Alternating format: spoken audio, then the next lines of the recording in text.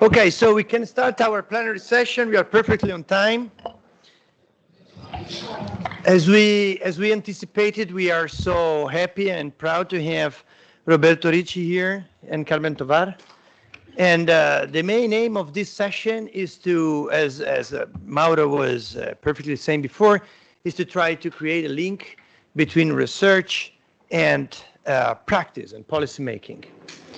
And the main reason for this session and why we are so happy to have this as a plenary session of the conference is that I don't know if you have had this impression as researchers, that then we put a lot of our effort, we work hours on our data, on our methods, on our conclusions, on everything, and then we have these fantastic papers at the end in which we have very robust analysis, and then we have these fantastic conclusions, and we always have a section called, say, policy implications.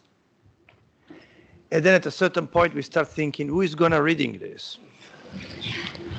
And the answer is 99% is other researchers. And this is good because this is the way in which our research community is expanding and is creating the ability of improving the robustness and credibility of our research. So it's far from being bad. It's a good thing. But then there are people who are going to decide what to do within the educational system, indications and suggestions to give to the schools, ways to assess the performance of schools, like it is, what we are discussing today. And then what they have in mind is something that could be, and many times is, detached from what we have done in the research. And to the extent to which we believe that what we do in our research can be actually relevant for having an impact on policymaking, we as researchers have the responsibility to ask ourselves, how can we try to have an impact through our research? And part of this answer is by having the opportunity of talking with policymakers and with people working in policymaking in our field. And the step number one to be able to do that is to listen to them, understand the way in which they think about the problems we are facing. What is their daily work? What are their priorities? What is the angle through which they look at the problems that our educational systems have? So this is what we are dedicated to in this session. And so we asked our keynote speakers, first of all, to explain the way in which their institutions work, the way in which they face the problems. And then we will also have time, I hope at the end, to have a spare time to questions and discussion together with them. And if not during the session, we will also have a nice coffee break on which we can have this conversation also. Because part of what I want to tell you is the time we invest in dealing with the policymakers is good time. It's time spent for a good reason. And in particular with these two policymakers, because the people we have here today are not only good policymakers, but people who have worked in research, who have a research mindset, and above all, they are friends and nice people with whom we are very happy to discuss with. So Carmen, the floor is yours.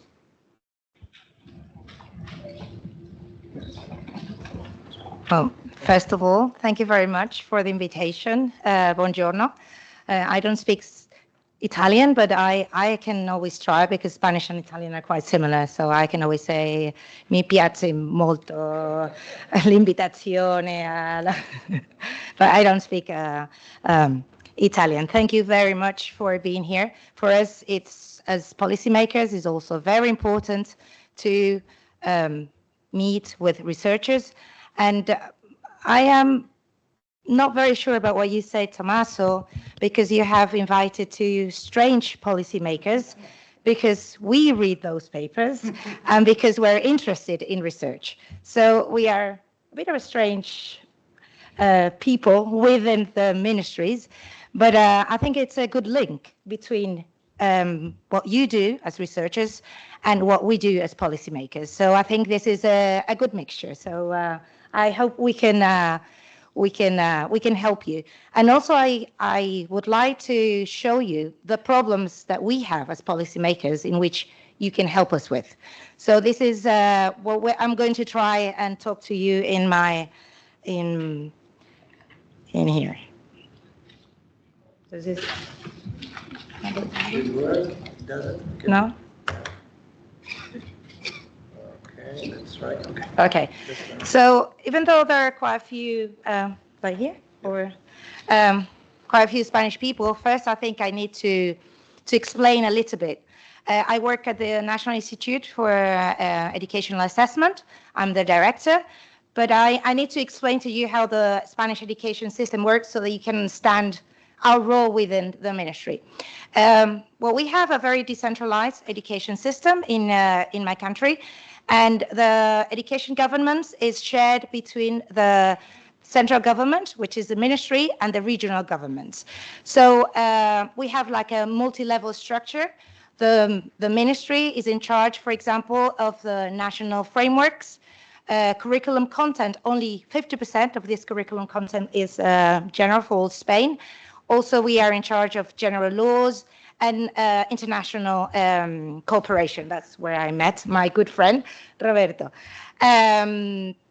But then our regions have extensive powers in education, and they are the ones in charge, for example, of hiring teachers, managing schools, developing 50% or even 60% when they have a co-official language of their curriculum. And this is very rich for a country, but it also brings many challenges, especially when it comes to coherence. So we have to deal with this. On the one side, the positive side, but on the other side, the challenges. So we have here a very important role as a coordinating and capacity building role. We are part of the Ministry of Education. We are not as lucky as INVALSI. We are not an independent body. We have worked for many years to become, but in the end, we belong to the ministry. This has positive sides and negative sides as well. And our functions are regulated in royal decree. There changes when the ministry changes. I'm not going to talk about all these functions, but the most important ones are that we coordinate all the international assessments. Also, we coordinate the national evaluations, and we are in charge of national indicators, educational indicators, and international indicators. And also, we are in charge of disseminating knowledge and all the information that we have. These are our main duties, although we do many more things. We participate in many assessments. I always say that we like participating in everything. So we have our international assessments, which belong to OECD and IEA mainly. We have PISA for secondary education. We have TIMSS and PILS, primary education. And then we also deal with other not what we call the fundamental competencies, but also civic knowledge like ICCS, or we also have here, we don't have ICILS, I've forgotten, so we have another one, ICILS, ICLS, and TALIS for teachers. So we try to cover everything that we deal with in the in our education. And we also have some national evaluations. Some of them are responsibility of the administrations, which are diagnostic evaluations, and those are in 4th grade and 8th grade. And we have a common framework, but then the assessments are responsibility of the regions. And then we are going to start next year what we call it's a kind of PISA for Spain, where we're going to have a national sample, and we're going to assess different competencies. Okay, and this is the question I get asked. Why do we have to participate? These are the ministry saying, why do we have to participate in so many standardized? Can you see things? Yes, it's only there. In so many standardized assessments. Well, I think that it is very important. I think I don't have to convince anybody here why this is important. I normally talk to policymakers, so this is the way I try to convince them that it's important, because we need to analyze our education system. It's important because we need to know what's happening if we want to take measures. It's very important. We can't just have an idea and say, oh, this sounds good, and just take decision, which is what happens sometimes, unfortunately. Also, it's important to measure trends over time. We need to know if we're improving, if our results are declining. Sometimes we are in a good trend, and then out of the blue something happens and it starts declining. We need to know why. Why is this happening? Also, we need to establish national and international benchmarks. This is very essential, because we need to compare ourselves with other people. We don't know if we're doing well if we don't compare ourselves. And it's not just to say how bad we are, it's also to learn. This is always to learn. We need to improve our education system. We need to learn from what other countries are doing.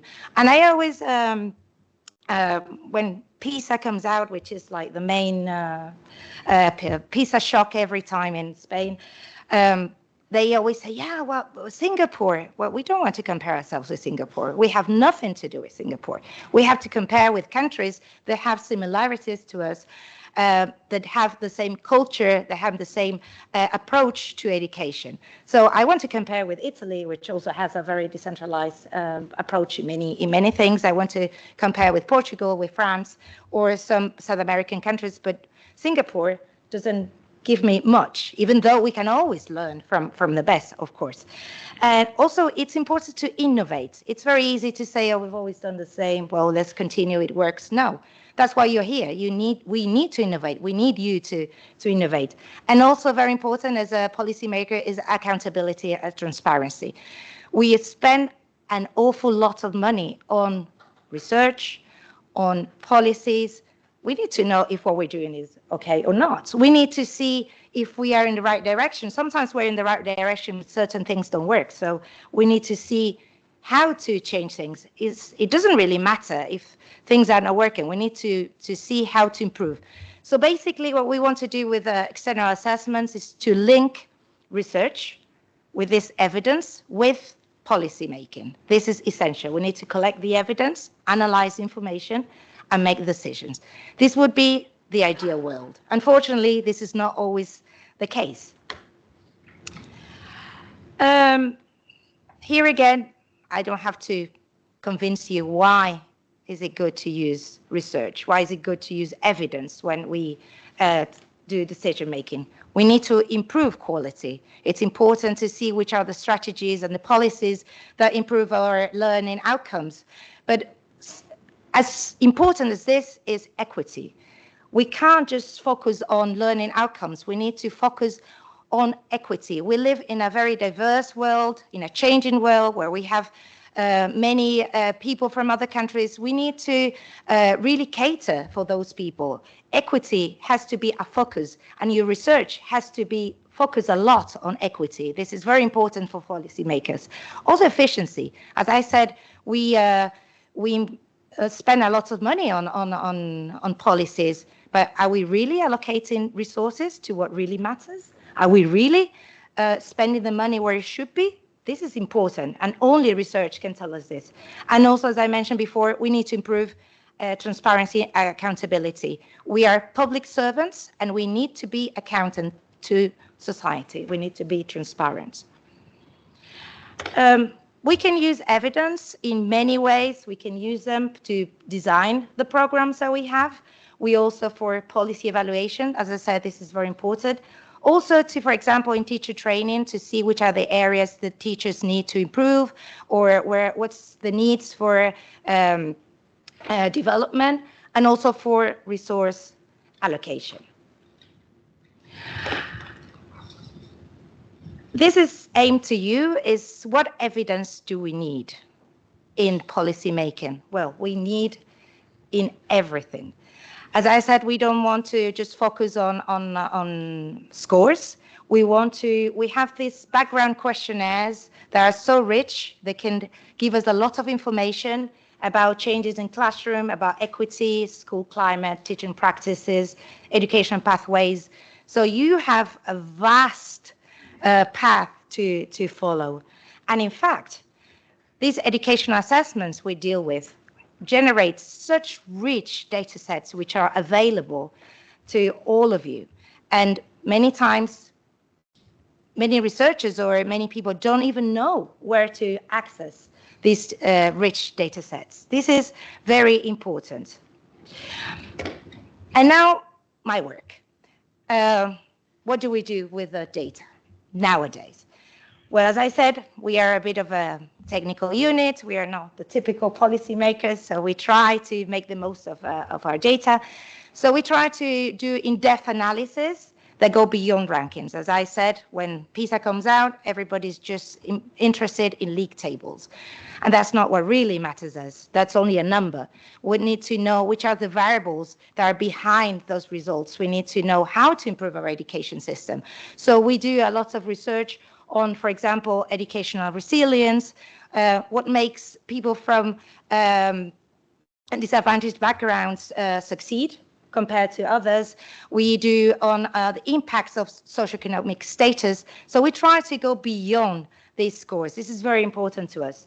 Also for us, and this is where we are here, to link what we do with public policies. It's important that what we do is supported by evidence. And I am going to just mention a couple of examples. We have a program, there's a territorial cooperation programs with the regions, which is to deal with vulnerable schools, which is called PROA Plus. And it was partly informed by the PISA results, especially because we can see we have many disparities between regions regarding both equity and scores. So this program was informed by that. Also, we also have now a new program on maths and reading, also because of the decline in PISA. And also we use data to collaborate with the regions and also with, for example, the OECD. And which challenges do we have? How can you help us here? Well, the first one is the underuse of the microdata. We have a vast amount of data that is not used enough. We have at the national level, we have, at the ministry level, we don't have the time, we don't have the staff to use all the data that we generate. You as researchers are the ones that we invite you, if you have PhD students, to approach these data sets, to use this is free. You can access. It's really, many times I have researchers come to you, how much do I have to pay to access this data set? No, it's free. So make use of it. And so it's important. Also, we have in Spain territorial symmetries. Some regions have very well-established national institutes for evaluation, some others don't. So it's difficult to do research if you don't have the technical capacity to do, if you don't have the research that you need to do it. Also, and this goes straight to you, is the complexity of results. The results are quite difficult sometimes to convey. It's difficult to translate sometimes your research into messages that are easily understandable for policymakers. Sometimes I read papers and I say, this is very interesting for Roberto and for me. Don't give this to my ministry or the state secretary because they won't understand it. They don't have to understand it. It's your responsibility, it's your work to make it. If you want that to have an impact on policymaking, it's your responsibility to make it actionable, to make it understandable to policymakers. So even here at our institute, we do huge reports with hundreds of pages, with only Roberto and I read, and some of our colleagues. So no, we need to focus on teachers. We need to focus on policymakers. We need to have different targets. So that's something you can do. And also we need to have coherence across assessments. We have our international assessments, we have our national assessments. Sometimes we don't have a good coherence. We need to have important, coherent, complementary systems that inform our policies. And something very crucial, and I think you probably are suffering from this, is data protection. We have the growing complexity of all these assessments raises awareness of legal and ethical data protection issues. So it's more and more difficult to use, to store, and to share data. So this is something we need to work with. We have a clear example from PIAC data that just came out last year. Some countries withdrew more than half of the variables from the data set, which makes it unusable. So it's important that we find protocols to make that data be used. This is a raising a problem for everybody, for you as researchers, but also for us as policymakers. And here we have some future challenges, but some of them are emerging challenges already. As I say, many times we do assessments, and 3 years later we have the results. So it's too late for policymakers. We need real-time policy making. We need to develop tools for real-time monitoring to make faster policy cycles. So this is something that we need to work with. Also, the data integration. Nowadays is not only necessary to, it's not only just important to work with assessment data. You need to combine this data with administrative data, with indicators data. This is very important. It's not easy.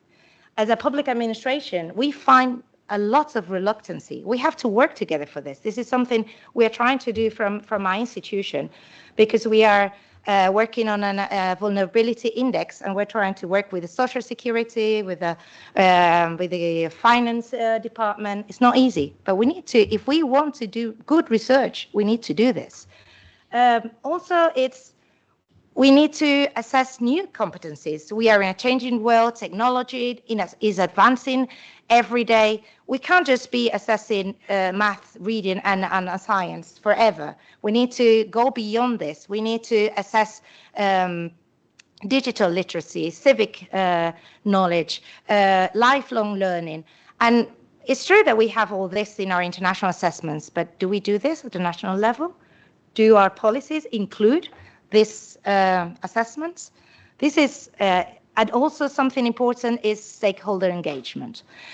You work as researchers, we produce the policies, but are we involving families? Are we involving students? Are we involving teachers in all this process?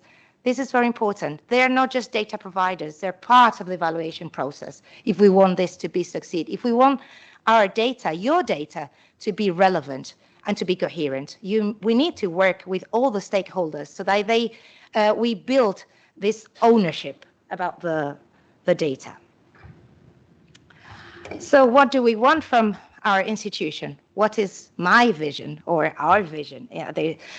For me, our vision is what are our priorities for in the next future, and how we should be using data to inform policy. And for me, I'm very clear that we need to develop, to foster a database evidence policies. This is very, very important. Policies need to be based on evidence, not on ideas or on imaginations that we may have. So for this, we need to ensure we have sustainable structures, which is not always easy for evidence policy making. And also, something very important is to have friendly user platforms where we can use the data. Platforms sometimes are difficult to use. We need to make easier the use of data. Also, and here you come, as you see, I have you in mind, we need to build stronger links between research and policy making. We need to strengthen the dialogue. We need to make sure that the data that you work with becomes real policy. And also we need to cooperate more with our regional authorities in our case, because it's essential. We are a decentralized country. We need to work together if we want to have national policies. So this is our main goals. So in our institution, what we are committed is to turn data into meaningful, equitable, and timely policy action. So I hope you can help us with this. Thank you.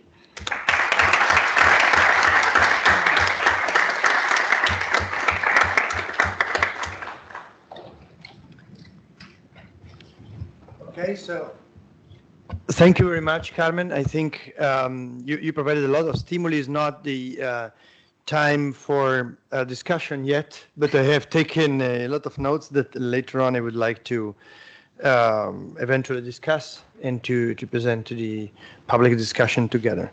So now we listen to the presentation by Roberto Ricci, who is the president of the equivalent of INEE here in Italy. Thank you. Thank you very much for this invitation, for inviting me. I'm very happy to be here. I knew that it would have been difficult to speak up after Carmen, but in a certain sense it's also good because, as Carmen said, it's important to compare, so to consider systems of countries that have a lot of similarities, because the schooling, educational system are deeply connected with the culture, with the politics, with the history of a country. So to have this possibility to compare two countries that are in many, many aspects very similar, good and not so good aspects very similar, and I think is important. So a few words about the Italian system. This is not so similar because in a broad sense, also Italy has a very decentralized system, except for education. Our system is deeply and strongly centralized, more similar to the French system than to the Spanish one. So we have a national, INVALSI is a national institute, is an independent body, at least for the main aspect is an independent body, but independency is something very practical, connected quite always with money, so we could discuss about it, but it's another topic. And of course, the structure of the system impacts quite significantly on the measures that we have to take. And Tommaso said in his introduction, who is going to read your papers? I have another question. Who is going to understand these papers? This is a big responsibility. And because as Carmen said, we are quite strange or peculiar, let's say, peculiar figure of policymakers, a kind of, how can I say, people that try to facilitate the situation somehow. But I would like to say, when I said who is going to understand, I saw you laughing. And I would like to reflect with you a bit on that. Because, of course, there is an issue, but it needs also to be humble. Sometimes politicians are not that, I'm looking for a diplomatic word, not that interested in research or not so open to the research, but they are the representative of the public. So it's your responsibility to make your job, your activities, your works easy to understand. Sometimes I see the kind of presumption they are not that clever, and it's their fault because they are not understanding our papers. At least 50-50. At least 50-50. Okay? So this is my perspective.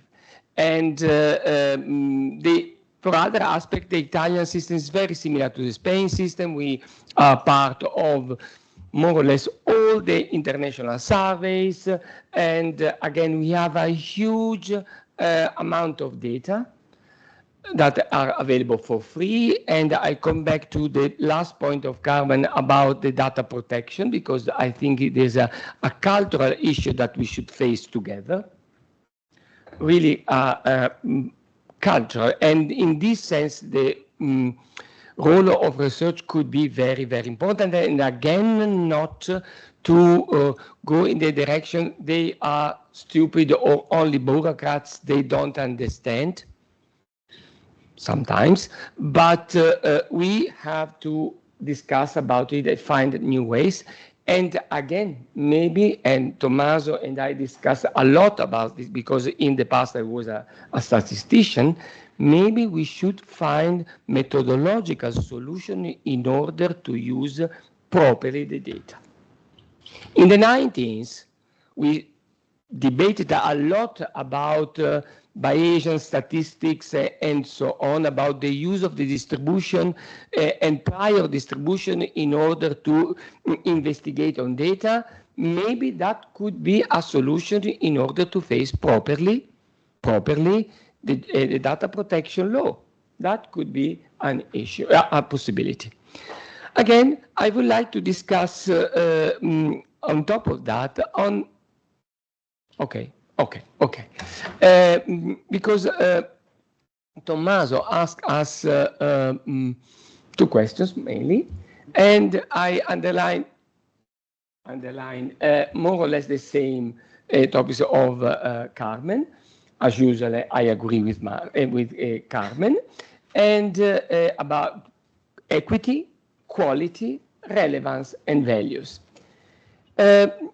You know, I don't know if, Carmen, you are experiencing the same issue in Spain, but in Italy, because I'm a kind of ambassador or peacekeeping person or whatever, and I feel a huge gap between your field of research, economics in education, and the educational sciences, for instance. There is a huge rift.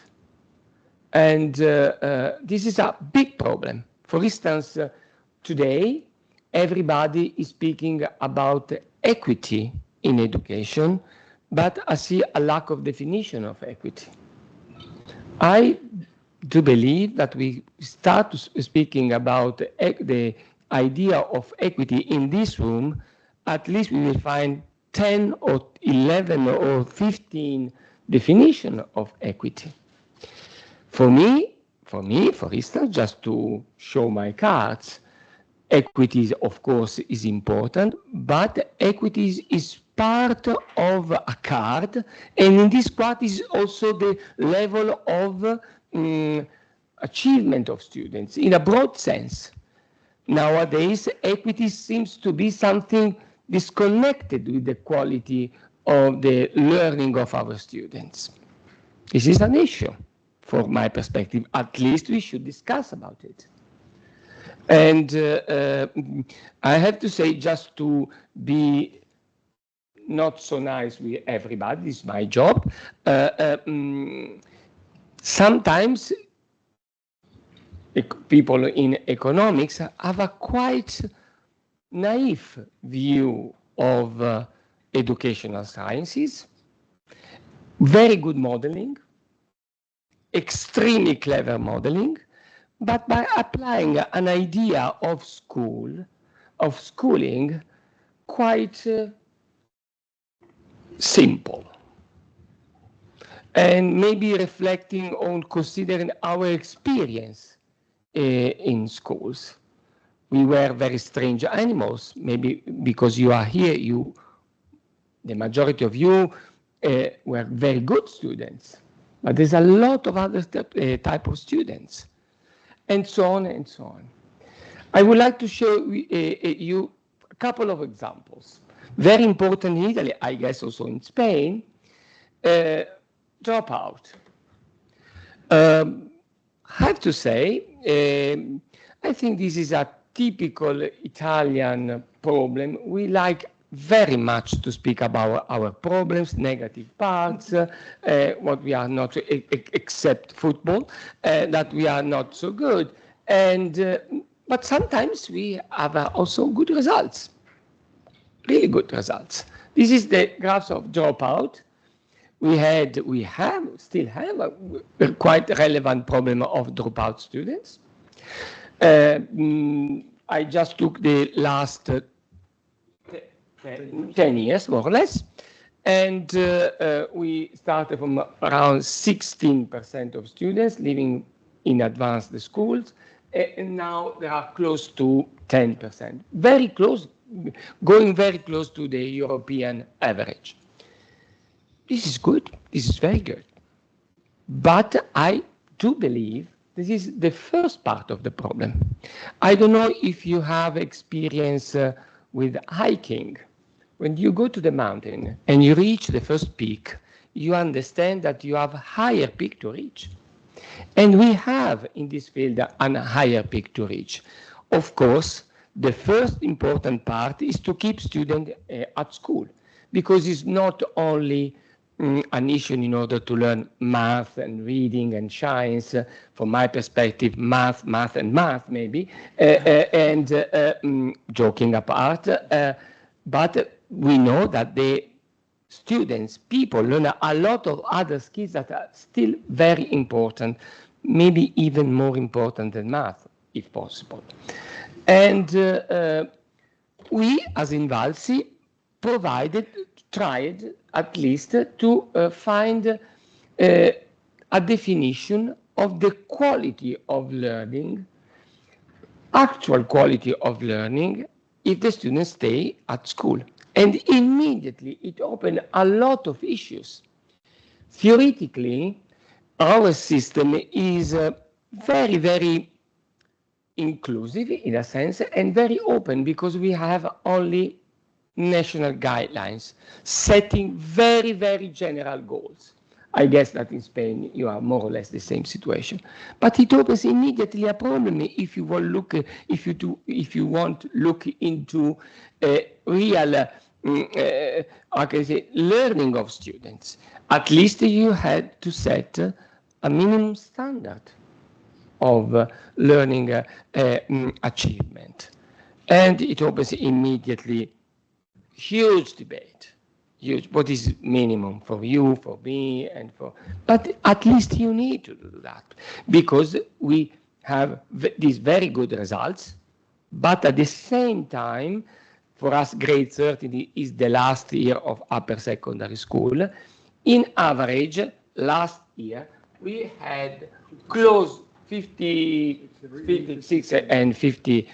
You are really cruel, not showing me big, and I'm close to 60, and even to read over there is quite difficult for me.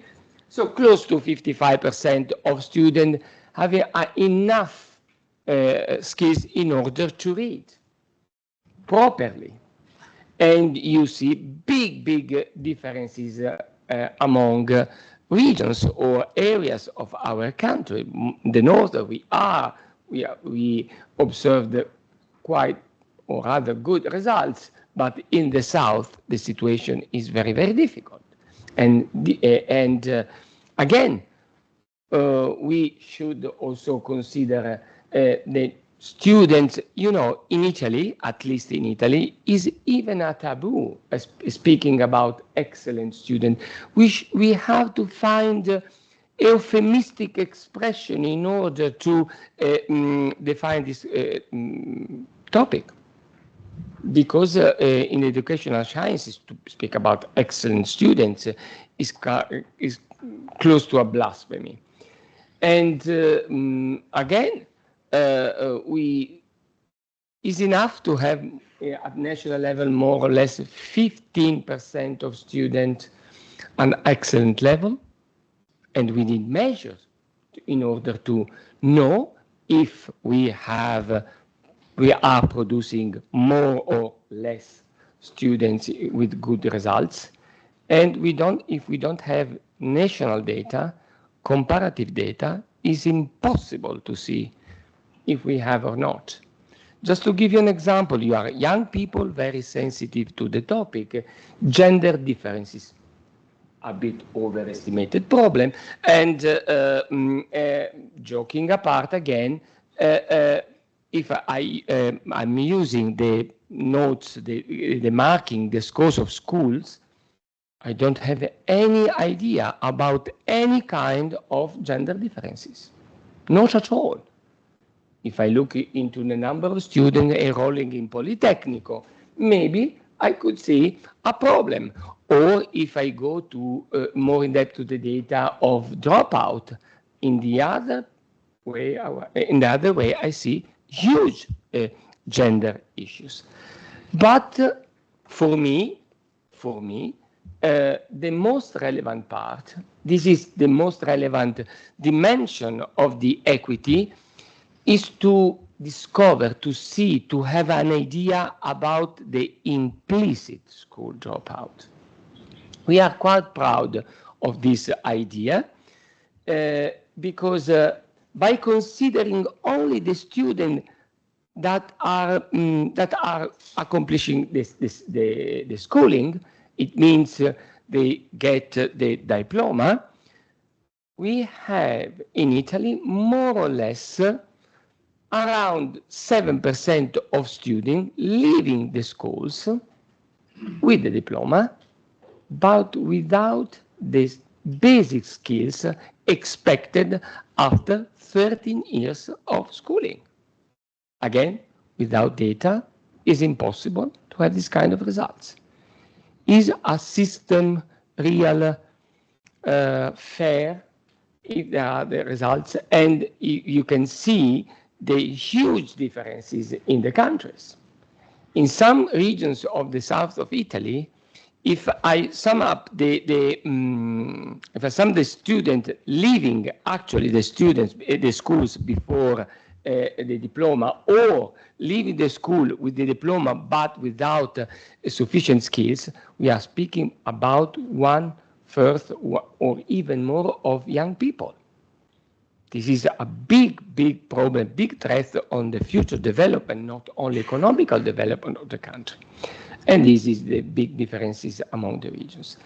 And for me, equity means that we have good results for excellencies or for good students and good results for students in a different or difficult situation. And the challenges that we should face, first of all, for me, is to make visible what is not so visible. And the role of research in this field is extremely, hugely important. And from my perspective, we should split the problem in two parts. University research field should or have, as it does in a very good way, give us the certainty of the good quality of the data. And discuss with the public, with the politicians, with the policymakers, only about the results.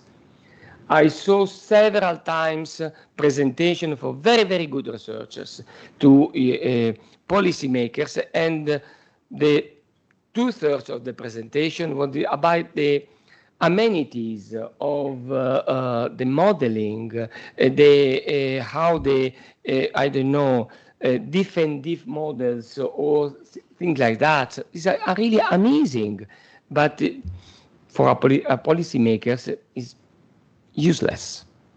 Of course, is extremely important, but it's your job. Of course, it has, how can I say, your job has to be clear to the scientific community in order to check if your models were properly used, of course. And then try to explain and convince the public, the policymakers to adopt a counterfactual approach to the policies. This is extremely difficult. Carmen said it in a very polite way, but you know, if we invest a lot of money in education, Italy, as all the countries in Europe, the budget for education is typically the third budget of the state. The first one is social insurance. The second one, sometimes they change the position, is health care system. And the third one typically is education. In Italy, we are speaking about 60 billion of euros every year. From my perspective, it's not enough. But anyway, it's a huge amount of money. And we cannot invest so much money without evidence of the effectiveness of our policies. Because if we go in this direction, the gap between the educational sciences and the other research fields will still remain huge. Because if even policymakers have not this approach, we have this very colorful approach of that sometimes I heard. I'm hearing from the colleagues of social sciences that the solution is more or less one teacher for each student. Good solution, very clever, brilliant solution, but every year, more or less in this period in Italy, we have to do our declaration for taxes. Could be a quite demanding moment if we have one teacher for each one student. And again, moving behind the rhetoric of good intentions. This is very, very important. Inclusion. Inclusion is a beautiful word. Extremely challenging word. But if we don't give them give to this word a practical meaning, measurable meaning, for me is only a good intention. And then, of course, I look again to Tommaso because we discussed a lot. We are facing an extremely exciting moment in education. The capability of data to predict in advance problems that we will face in the near future is extremely exciting, because with very poor models that we as INVALSI, because we have exactly the same problem, we are always so involved, so busy with the implementation, data production, and so on, that we have no time to do research in depth. But by using very simple model, and with the help of Tommaso again, and we saw that by using our data in grade 5, end of primary school in Italy, we are able to predict 85% of students in difficulty at grade 13. 85%. From my perspective, is extremely important. No doubt I have just to dive into, because 8 students out of 10, I'm able to predict that they will face difficulties 8 years before. We are speaking about social marginality, a huge amount of money that we spend in order to recover the situation, and so on and so on and so on. So this is, I think, an extremely exciting, unthinkable less till 5 or 6 years ago. And I'm really jealous of young people in this field because you have this opportunity and use the data in this perspective. And again, the GDPR. Again, I'm trying again to find diplomatic expression in order to say that sometimes, at least in Italy, maybe in Spain is different. I wish this is for you is a bit different. The GDPR is a synonym of no impossible. No way. Okay, I see the point. I see the point, because we don't have to, we have to take into consideration also the perspective of data protection, because we see, I consider the good side of the problem to be able to predict in advance problems of our students, but the negative side is the profiling of students, the possible damage that the student could have if we misuse this data. This is an issue. But again, I think we should face this challenge, this adventure, in order, from a cultural point of view, to promote a new understanding, a different understanding of the GDPR. Nowadays in Italy, we see a quite clear tendency, or how can I see, even more a tendency to interpret or understand the law in a very bureaucratic way. For me personally, bureaucratic is not necessarily a negative adjective, because the French Revolution was done in order to have a bureaucratic state. The problem is when we have too much bureaucracy, not to have bureaucracy. But again, I see the problem to have a new kind of obscurantism in the use of the data. And again, the research could be the good tool in order to face this problem. But we should be very, very humble, not as usual, or quite often I have discussion with the researchers, and they told me, Roberto, this is impossible, that is not possible to use that. Is a stupid problem. Okay, it's possible, this is a stupid problem. It's not that stupid to go to the jail, for instance, or to pay millions of tickets because you misinterpret or misuse the law. But again, we should use the research in order to show what we are losing if we don't use the data.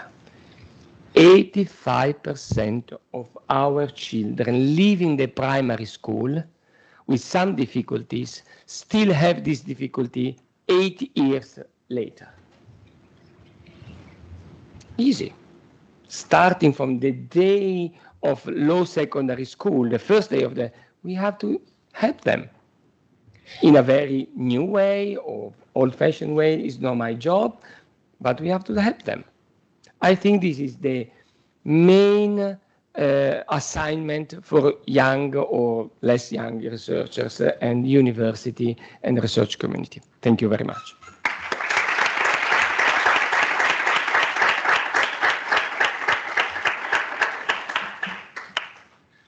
Okay, thank you very much. I think we are perfect on time. And I was checking with the president to know if you are on the right clock, so we are. So now the idea is we have, just to give a little bit of practicalities, now we have a coffee break, and I think that our hosts are staying here, and in case we can discuss about what they have provided as a lecture. And we have half an hour. The coffee break will be taken out of this room on your right. And it is also the room where everything, coffee break and lunch, will be served later on. Am I correct? Good. And then we have 3 parallel sessions every time. One of them is hosted here. Is when you see Sala Consiglio is this one. When you see room number 0.18 or 0.19 is out of this room on your left. So everything is happening very close here. We tried that so that we don't get lost here. Oh, yes. Oh, sorry. Yeah, because we have 4 or even 5 current sessions. So the 3 that are with the level BL26, this building, so everything is going to happen here on the corridor. If you see that your room is BL27 1.8 or 1.2, that's an extra room only for this session. It's going to be in the building that is in front of us. There is the map on the program, you can just go out from the department and you will see like signs. You just have to cross the street and enter the other building, and then you will find education. You just have to go through the corridor and up, and you will find your room. We will be there, so in case you need any help, the local committee has this kind of green sign, so we can recognize us. Just ask. Thank you very much, Mara. Enjoy the break. Ah, thank you. It was really helpful, you know.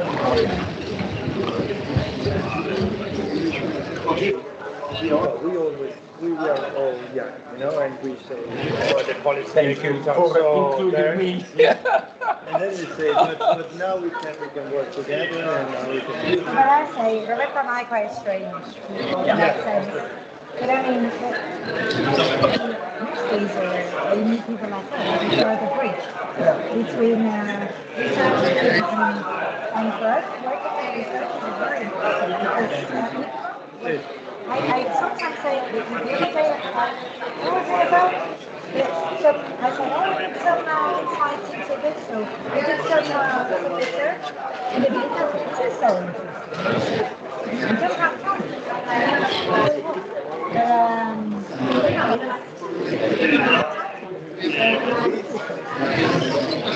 The communication is essential. As I mentioned to you, like, And then Carmen, I think from the work that you do also the openness to the academic community is very important. So if we feel that, you know, we can get the data, we can have the support, we can, and then there are institutions when you go there and they say, oh, we don't have time to review, we can't use the data, and then the support becomes very, very important. I think the openness there and the petition is very we are good. trying to reach research.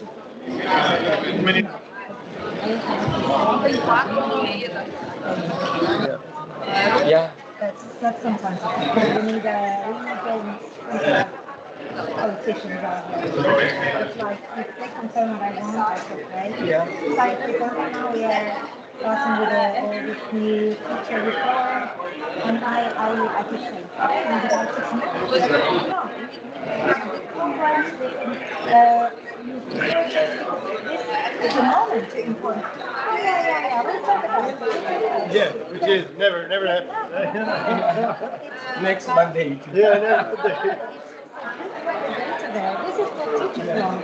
Why are you doing something different? This is what teachers want. This is what they want. And of course you need to trace data with a pinch of salt. You need to adapt the context. Okay. But very necessary to see where this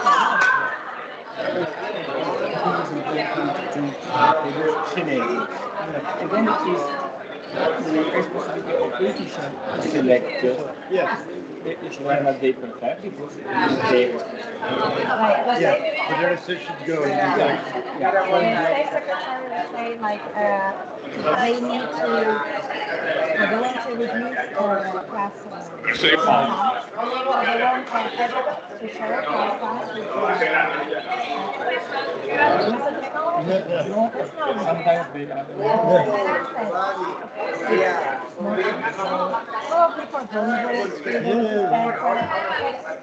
as a whole. There is no strong evidence. And also, efficiency, how much is that compared to like having a good teacher, like doing good training to teachers and having good teachers in the class. That's not what if the average is 20 or 90 students with a big impact on the budget, teachers will change their teaching activities and methodology, not at all. No.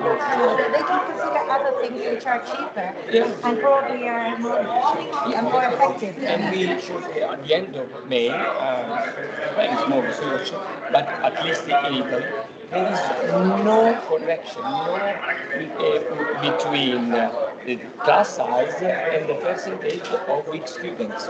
No connection. Small, medium, or large classes. Different drivers. Yeah. We are going to. Would we like to take a picture also with Mauro about Irene? Irene? Facciamo una foto con loro. Aspetta che ti do.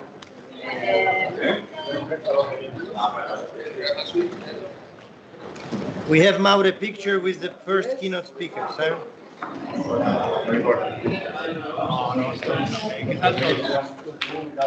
Okay. Good.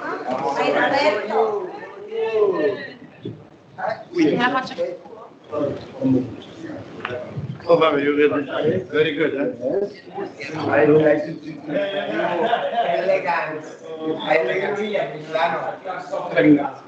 As we are doing. What's that name? There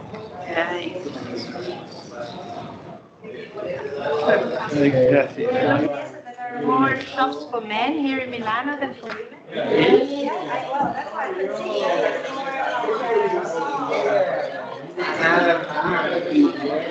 why I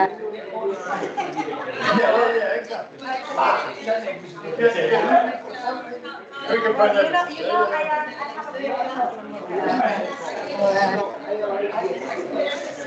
Milan has been cheated. No, it's not.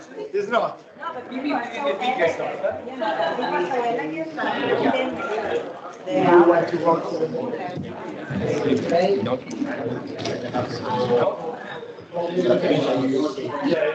Leaving on Saturday, on the 20th. Okay.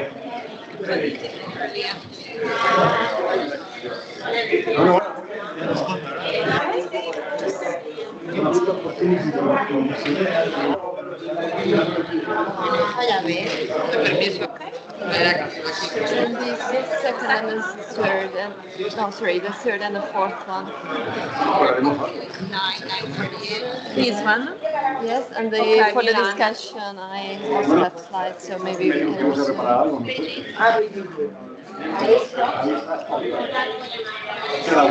And our universities in ahí todavía todavía también a Josefino, ¿sabes? De que la gente así que. Yeah, it's for the discussion. this one. Yes. Okay. Nosotros mandemos algo.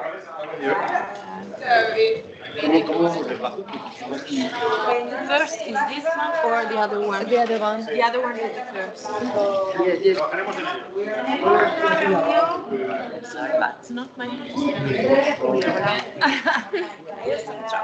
So the first one is this one. Okay, this one is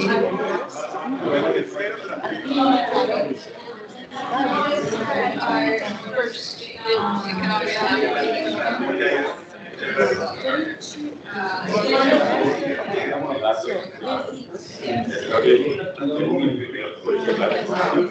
Okay, so the first one. Yes. Correct. Okay. And then Okay, but it will be later on. I mean, it's the discussion of the last paper, so maybe should I copy this presentation to the computer or just bring the? I see. Okay. I don't know what's your protocol for this. I mean, I'm okay with that.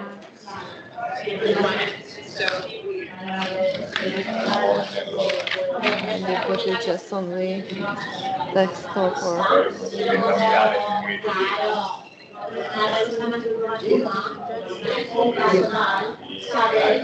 But it doesn't matter actually if it's just simply like that. I come here and plug in the pen drive and start it.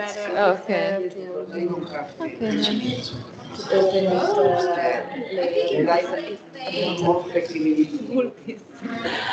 Okay. So our first one was in late May this year. Okay, then maybe I don't leave it, so I will come a bit earlier and then set up. Finish, right? So they have time to travel. Okay. Okay. And I guess if I put it on the full screen, it's going to show already. In general, for me, for my mobility, Yes, I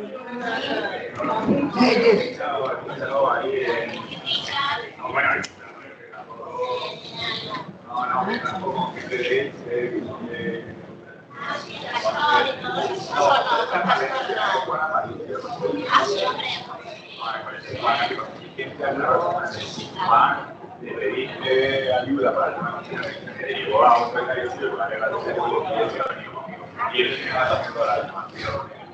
Lo voy a revisar. Eso es de la parte que se encarga él y yo pues de todo el diseño de lo que habrás hecho. Lo que ha preparado los datos es el colegio.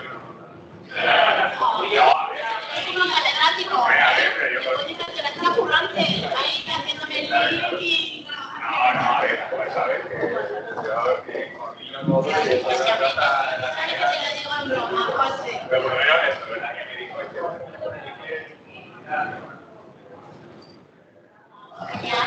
y eso cuando lo presentaba con el Plenary a veces... Mañana a la tarde. Seguro porque por la tarde... Es interesante porque es como el más de la reina ahora se puede ser útil.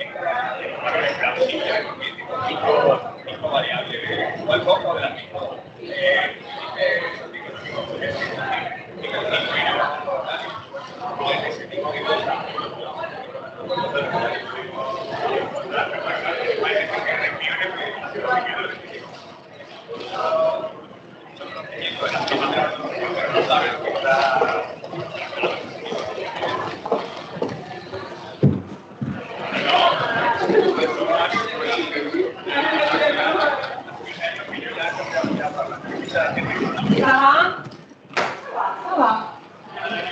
In mezzo di riunioni se serve qualcosa. No, non ricordo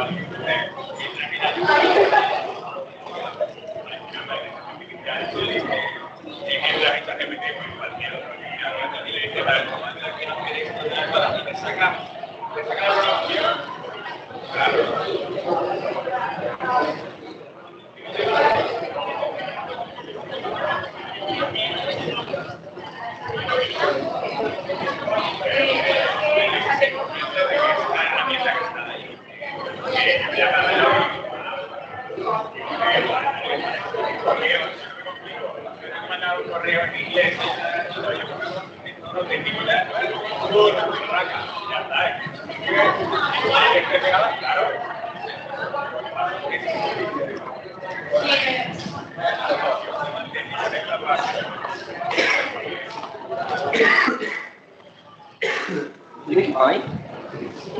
Con Netflix. Non sto ancora registrando. No, non si può, perché non si vede niente. Non sta registrando? Gabri? Gabri? Siamo ancora qua. Tu vai? Andiamo insieme. Andiamo di là. Sì. Allora, qua Teams lo posso chiudere. Perché No. non c'è... Ah, beh, sì. Ok. Questo di chi è? Questo gira slide della sala. Ok, qua.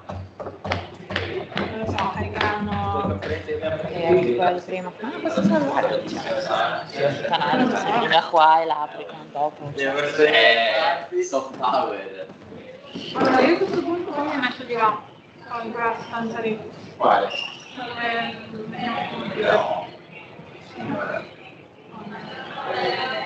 No, devi andare da lì dove tutte le sessioni che sono sbagliate. Quindi lasciamo il computer mio. Io avevo pensato. Io l'ho messa.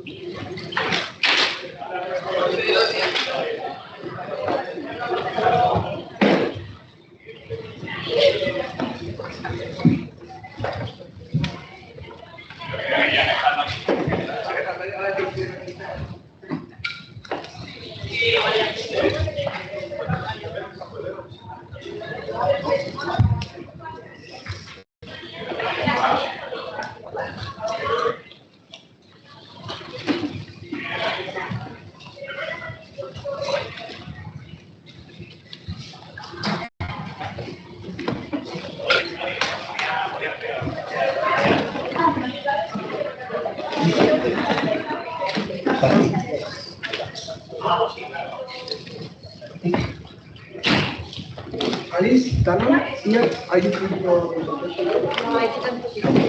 Sorry, Mauro. Mauro talking about focusing more on for the I don't know because the margin. okay. The person that they is the one I don't know really. Please, come on.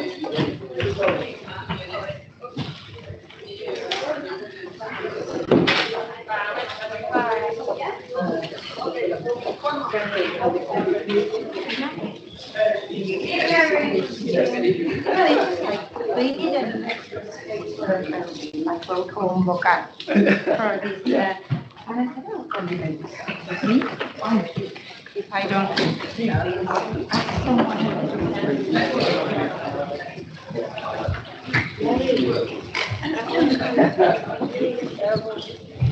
What's your name? María Cabrera. María.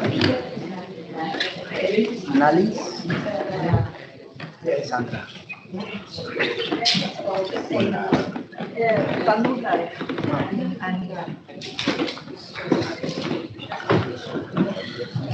Yeah, so I was with you.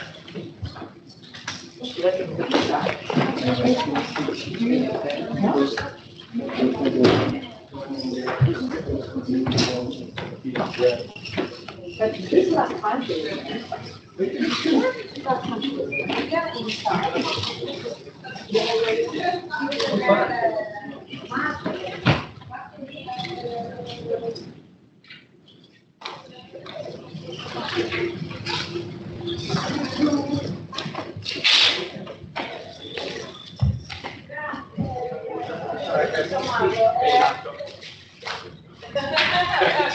Magari lo incrocia. Viene a vedere.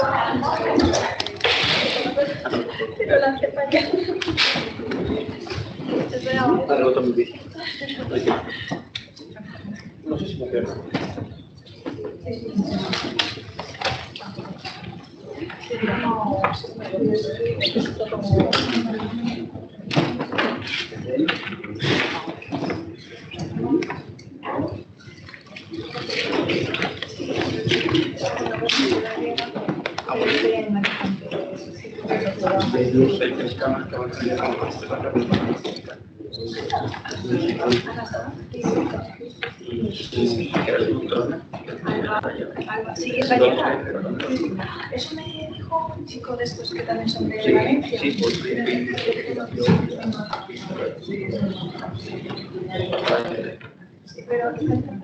Sí.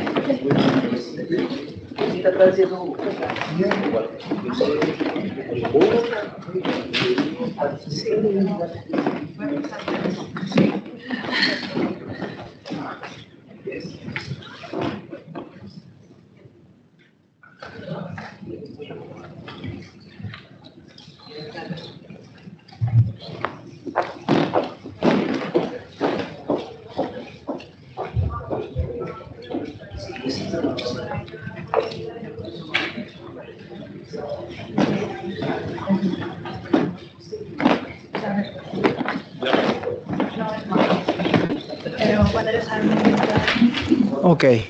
Hi, good morning to everybody. This moment is to beginning with the first parallel session, in this case, parallel session A, Education and Gender 1.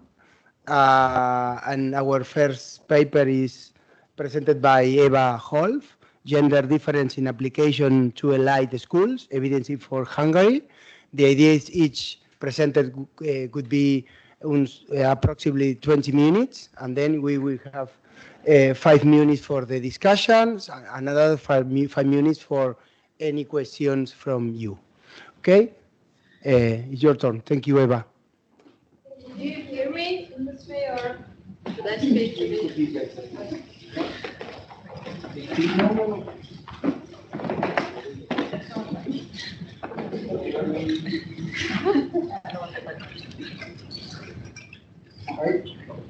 Is it necessary, or do you hear me? Speak up. One moment. Beginning with your presentation, I will try to. Okay. So, very much for having me. I'm Eva Fuab from Corvinus University of Budapest, and I'm also working at the Network Center for Economic and Regional Studies. And my supervisor is Daniel Horn, and we are doing this research jointly. Part of effect. And what we would like to look at in this differences in application studies schools, and we are lucky to have very nice and rich data, administrative data. We will look at this question in the Hungarian context, and why we care about different patterns in application studies schools, because we know students on average outperform boys, even though we see female students make worse choices in terms of school and occupation. So, for example, they choose the lower paying jobs and degrees and avoid those which are higher paying, for example, STEM. And we would like to understand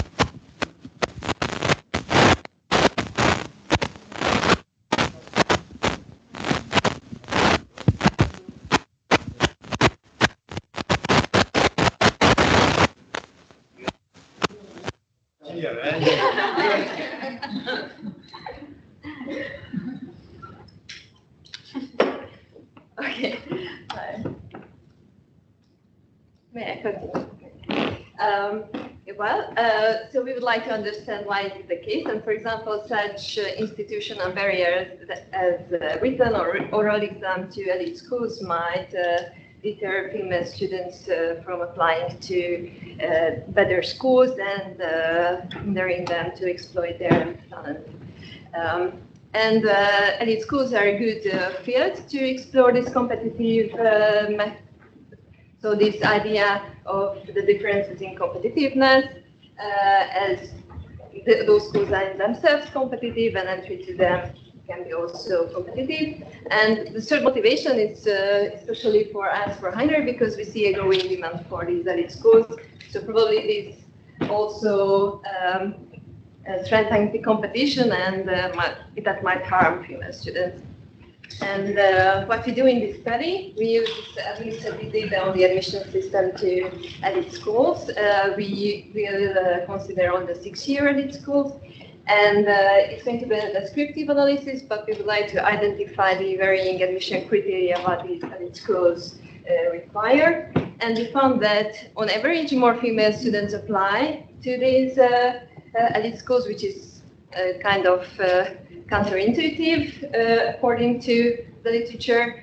We call it as the extensive margin. However, if we look at only the applicants, we see that female students are less likely to choose those schools and programs which apply more competitive admission criteria. So this is what we call the intensive margin. And we see some differences regarding the capital city, where there are more students, more elite schools, and the rest of the country. I will tell some details about that later. So just a little bit of context. What is the Hungarian?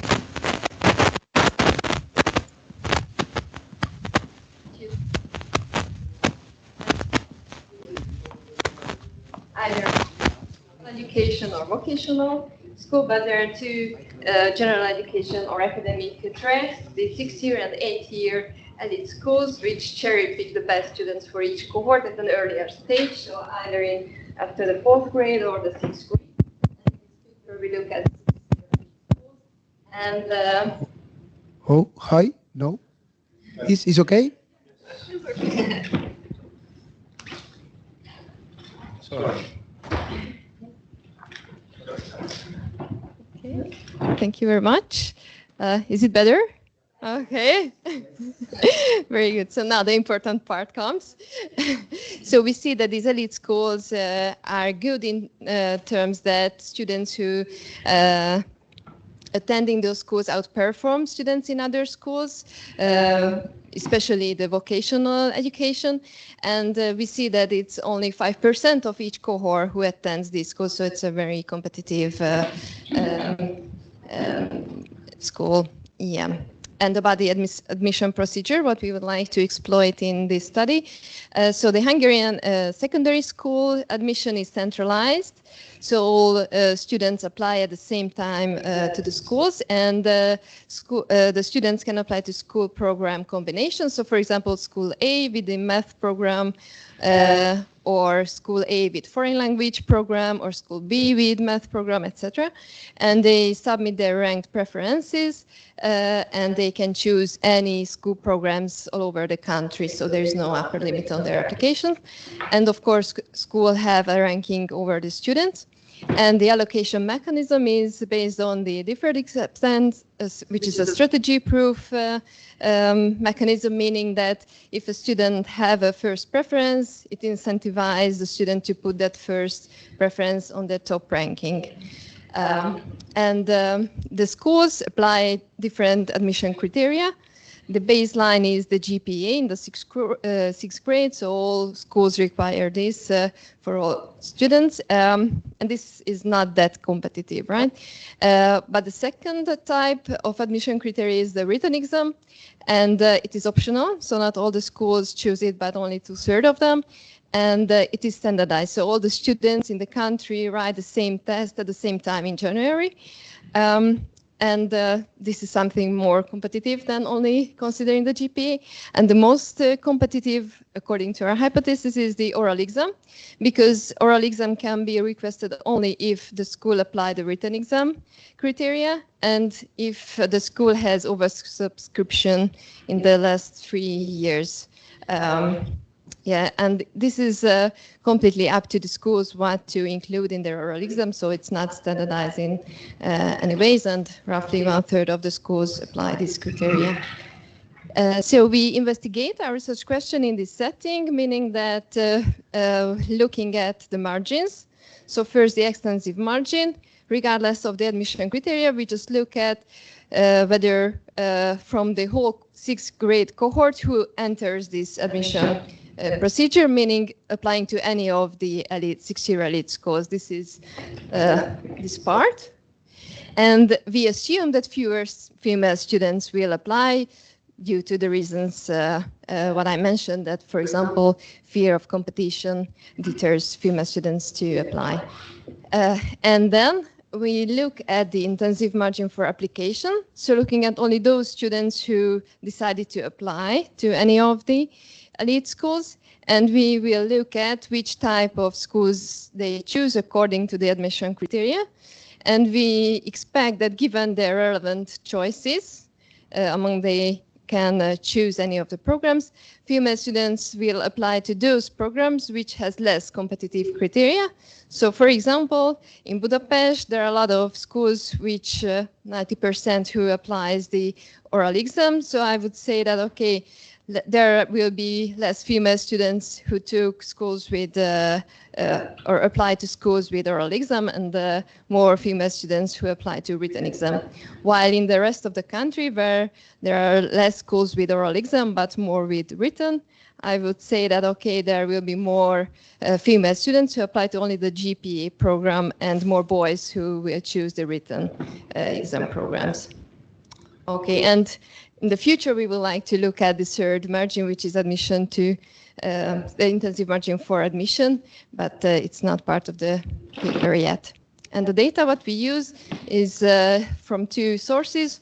One is the administrative data on secondary school admission. It's called KIFIR. It's a Hungarian acronym. And we have application level data for the 6-year elite schools, and we know the school programs admission criteria in their field of study, whether it's math oriented or not. And we know the gender of the students and the birth date, and we know the applications, the student's preferences, the school rankings, and whether the student was accepted or not to a given program. And we have another source of data, the National Assessment of Basic Competences, which is the standard national math and literacy test for students, and we have background information on from students, for example, their grades and socioeconomic background, and we have the full cohort of the students, while in the KIFIR we have only the applicants. And so for the extensive margin, we wanted to combine these two data sets. However, we had a difficulty because there is no common ID for both data sets. So we use only just part of the sample who were exact matches. So it's roughly 50% or 45% of the whole cohort, but we could find among the applicants and also in the NABC data. But in terms of gender, it's not biased, so hopefully our results still hold. And for the intensive margin, we use only the applicants, but we created the relevant choice sets for each student based on their primary school and their secondary schools. Okay, thank you. Okay, and I think I will skip the models and show you the results, but I will describe, of course, what we have done. So the outcome variable for the extensive margin was whether someone applied to any of the elite schools. And on average, we see that a little bit more girls than boys apply. But once we start to, sorry, maybe it's not that visible, but if we start to control for the socioeconomic background and the GPA, we see that this difference between male and females disappears. So we don't see that more female students enter. And we created, or we ran these two separate regressions for Budapest and non-Budapest. And we see that this is a remarkable difference. So in Budapest, we see that less female students apply to these elite schools after we control for the socioeconomic background and the GPA of the students. And we included the interaction term with female and the SES and the GP, and we see that in Budapest it doesn't really have for students to being a better student or coming from a better socioeconomic background, while outside Budapest it somehow a bit helps female students. And what we do for the intensive margin for applications, so here we use only the KIFIR data, so it's only the applicants, but we created these relevant choices. And here we use these admission criteria what the secondary schools request. And we are interested in whether being a female make less likely to choose oral exam or written exam places. And yeah, sorry, I forgot to mention that we use the fixed effects for years and primary schools, and it's a pooled cross-section OLS, and the standard errors are clustered at the primary school level. And here we already run the regression separately for Budapest, and Budapest, as we already see that those are two different markets, and we controlled for the field of study of the program, so whether it's math-oriented or not, and also the over-application rate to the given school to somehow control for the general competitiveness. And we would like to just exploit the stress or the competition of typically the barriers to these to the entry of these schools, namely the written and the oral exam.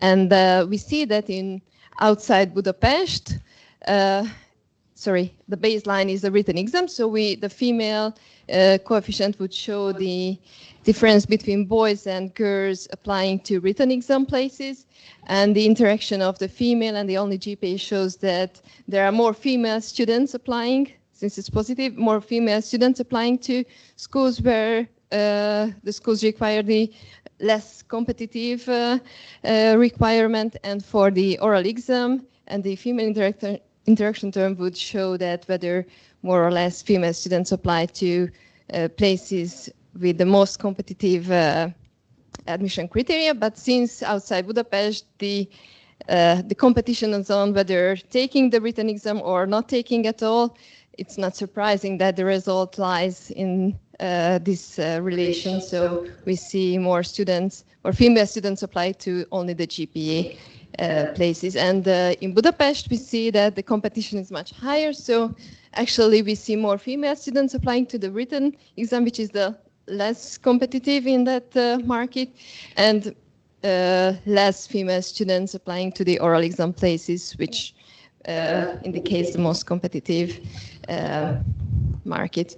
Okay, so just quickly conclude the study. So we were interested in whether do we see any different patterns among female and male students applying in their application to elite academic high schools, and we used the Hungarian administrative data for the admission system using PUD, cross OLS, and varying admission criteria as an identification. And we looked at the extensive and the intensive margin, whether seeing to female students more likely to enter this whole application system or not. And we found that on average, we see that more female students apply, but once we control for the socioeconomic background and the GPA, we don't see that pattern. And it's different for Budapest and the rest of the country. And at the intensive margin, we see that among the female students, among the applicants, the female students are less likely to apply to those places where the more competitive admission criteria is requested compared to boys. And yeah, so the differences between Budapest and non-Budapest still exists. And it would somehow, I mean, according to this research, I would argue that these institutional barriers, such as entry exam, might hinder the willingness of female students to applying to those elite schools. So, thank you very much. Thank you very much, Eva. Now it is time for the discussion. Alice, please.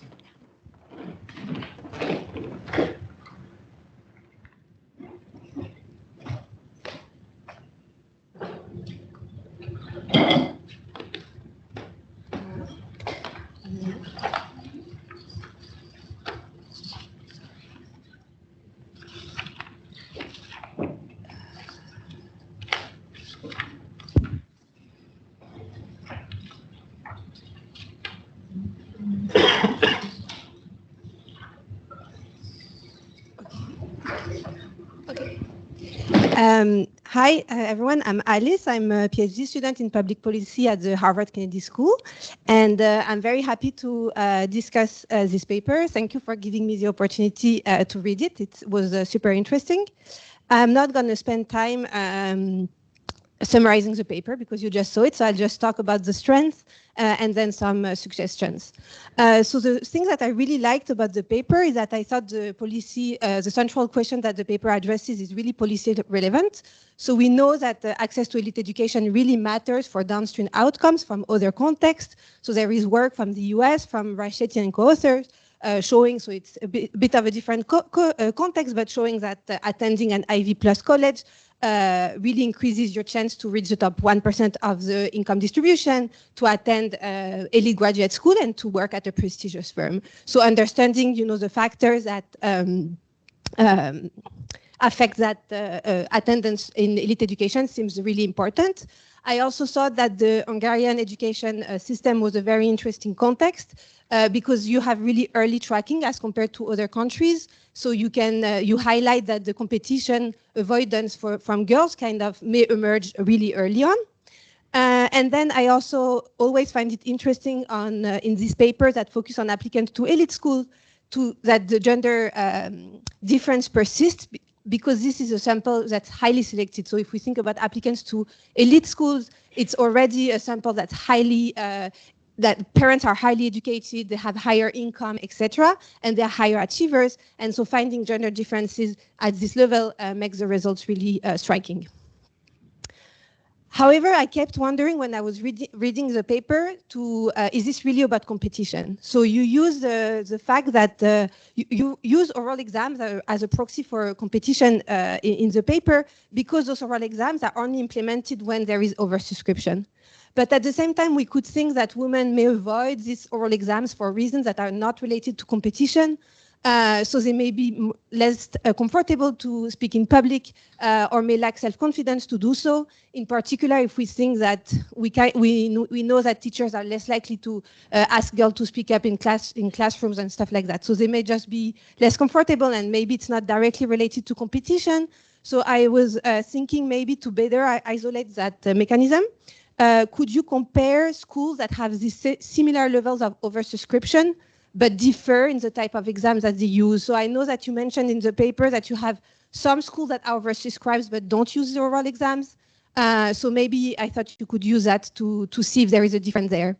And then I don't know if that's the case, but do you have schools that added or removed the oral exams over time so that you could use within school variation to really understand how the change in the admission policy changes admissions or like applications? And then, I mean, the last point, it's not perfect, but you also mentioned in the paper that there is kind of an increase in oversubscription over time in your time frame. And so I thought maybe you could compare what happened in the earlier period of time with what's happening now, assuming that competition is higher now. Obviously, other things might change over time, so it's not perfect, but maybe if you combine all of these things, it can help. Then I also thought there were some additional analysis that you could do that would be interesting. So you control for field of study in your regressions, but I think it would be interesting to see heterogeneity by field of study. So is avoidance to competition higher in like male-dominated fields, for instance? And then there was one point, I don't know if you have this information, but in the paper you mentioned that students rank their programs. Then some of them take the written exams, then they get the results and they can change the ranking. I don't know if you observe those two, like the first rank and the final one, but yeah, otherwise I thought it could be interesting to analyze how this information interacts with this competition avoidance. The rest are minor comments. I can send them to you. Yeah, that's all. Thank you very much, Alice. If you have any question about the presentation, and then you have the time to answer if you like. Any questions, please? Thank you, Eva, for your presentation. My name is Manon. I'm a bit surprised to see that admission to elite schools happens before the end of primary education. And if this is true, and the gender, there is a gender gap in admission to those elite schools, it means that in primary school, starting in grade 4 and then 6, is that correct? It means that the gender ratio changes over time. And it's out of the scope of your paper, but I think it's very interesting. And I mean, it could be an interesting question to look at whether this change in the gender ratio in primary school changes something for those remaining in primary school.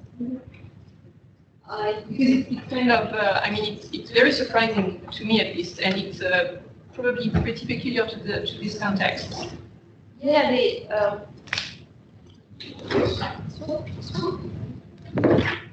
this one? Okay. So since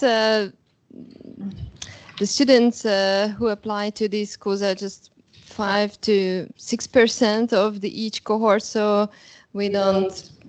I wouldn't expect so huge drops in the girls ratio, but this is something what we can check. And I know that there is a paper which investigated the peer effects on those who left at the school. So we see effects on students, but it was not about gender, just the performance. So thank you.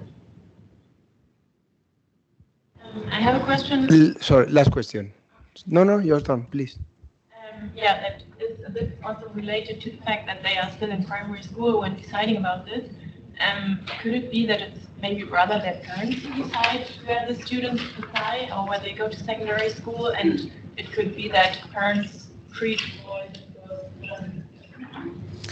Yeah, it's a comment that arises many times, and actually this was one reason why we choose the 6-year elite schools, because at that time students are 12 or 13 years old, so we think that at least parents involve students to this decision, and we would argue that in these segments, application to elite schools, when the parents want their kids to go to university later, etc., so they treat their kids the same. I mean, using the allocation mechanism in the same way, but probably they will choose different field of study or something because the student is different. I mean, their kids are different, but not because of the gender. So, this would be my answer. Okay, thank you very much, Thank you very Eva. much. Can you clap in? Now is the turn the second paper presented by Alice Dannon and Julien Grenet, whose title is "His Choice Always Good, Evidence from French High School Reform." Your turn, Alice. Okay, great, thank you. So yeah, this is a joint work with Julien Grenet, who's at the Paris School of Economics. And the motivation for this paper is that the gender gap in science, technology, engineering, and mathematics, which I will refer to as STEM for the rest of the presentation, remains significant across all OECD countries. For instance, women represent only 1/3 of graduate students in STEM in the OECD, and 1/4 of the STEM workforce in the US, who are represented half of the workforce overall. And this gap really matters because it contributes to gender wage disparities to the extent that wages in STEM occupations are on average higher than in non-STEM occupations, and gender wage disparities within STEM occupations are also smaller than in other fields. It might also lower firm performance. There is a study, for instance, showing that mixed gender teams have higher sales and profits as opposed to single gender teams. And finally, there is also studies at the macro level looking at the impact of having a more diverse workforce, both in terms of race and gender, and finding positive effects on innovation quality and economic growth. So given the persistence of the gap and its importance for the economy as a society overall, there is already a large body of research trying to understand when and why the gap emerges, with a particular attention paid to the education system. So there is work looking at the role of stereotypes, both from teachers and also peers. Other studies looking at the importance of having female role models, whether it's in education or in the labor market. And finally, the impact of perceived competition in STEM fields. In this paper, we're going to look at a more structural aspect, if you want, of the education system, which has rarely been studied, which is the number and the structure of the choice of subjects that's offered to students. So you might wonder why this is an interesting question, because after all, as economists, we usually think as expanded choice as something that's welfare enhancing. So if I'm simply increasing the number of choice that students have in terms of number of subjects that they can choose from, it should simply lead to a better allocation of talent across fields. However, if we live in a world where there is, for instance, imperfect information, so that students may not know the labor market returns to different fields, or there are gender stereotypes associated with studying different subjects, then it's not immediately clear that increasing choice is welfare enhancing. And so in this paper, we're going to ask, how does increasing the flexibility in the choice of subjects available to students in high school affects the gender gap in science education? And we'll look at this question at two different education levels, first in high school, during high school itself, and then what happens later on in college. And so to answer this question, we'll leverage a big natural experiment that happened in France in 2018. So before 2018, French high school students had to choose between one of three tracks. Either they were going in the scientific track, or the social sciences, or humanities, with the specificity that both the scientific and social sciences track bundled typically female and typically male-dominated subjects together. I'll give more detail in a minute. And in 2018, there was a reform that removed this track system, which effectively led to an increase in the flexibility for students to choose which subject to study. And there has been a lot of attention of the French media about this reform. So I put some snippets that basically say that the reform has been a disaster because it pushed girls away from math and science. So let me give you a bit more context. Sorry, it's going to be a bit, I need to go through this, but so bear with me for a minute. I'm going to describe how the French high school system was before the reform and what the reform changed. So French general high school lasts for 3 years. You finish middle school, you take a national exam, and then you enter 10th grade, which is going to be the same for everyone. You have a core curriculum. At the end of 10th grade, students had to choose between one of 3 tracks. So in the scientific track, they would specialize in math, physics, and biology. In the social sciences track, they would study econ and social sciences and math. And in the humanities, foreign and French literature. And then they could choose between arts, language, or math. Students also had, all the students also had a common core, so everyone would do some history, some French, sports, etc. And then once they chose a track in 11th grade, they would just remain in the same track through 12th grade, and they take end of a high school exam, which was track specific. Switch, or you cannot switch between the 11th and the 12th? No, you can't switch, yeah. It's like very rare, yeah. And so after the reform, the beginning was exactly the same. So you finish middle school, you enter, you have 1 year, which is common for everyone. But now, instead of choosing those 3 tracks, you had to choose 3 subjects out of 11. So now you could choose to do math, physics, and arts, or you could do biology, foreign literature, and history. So you could really pick and choose. You still had this common core, so everyone would do some French, sports, and foreign languages. And then at the end of 11th grade, I don't know why, they asked people to drop one of the subjects, and so to specialize further. So you would only keep 2 of them. And then you would have an end of high school exam, which was national, but of course varied depending on which subject you picked. So let's think about what the reform actually does. It does a number of different things, and we're not gonna disentangle like the different mechanisms. So the first obvious one is just an increase in the number of choices. So before you had to choose between 3 bundles. Now in theory, you can choose between 165 combinations. The second thing is that it may have reduced information science, because before there was kind of a clear hierarchy between the different tracks. So scientific track was the best, then came econ and social sciences, then came the humanities. It might be less clear after the reform really what combination of subjects is a good one. The other thing that it may have changed peer composition, because before you would enter your track, within your track you would enter your classroom, and then all the subjects were with the same peers. While after the reform, depending on which combinations you chose, maybe some subjects you're going to study with different peers.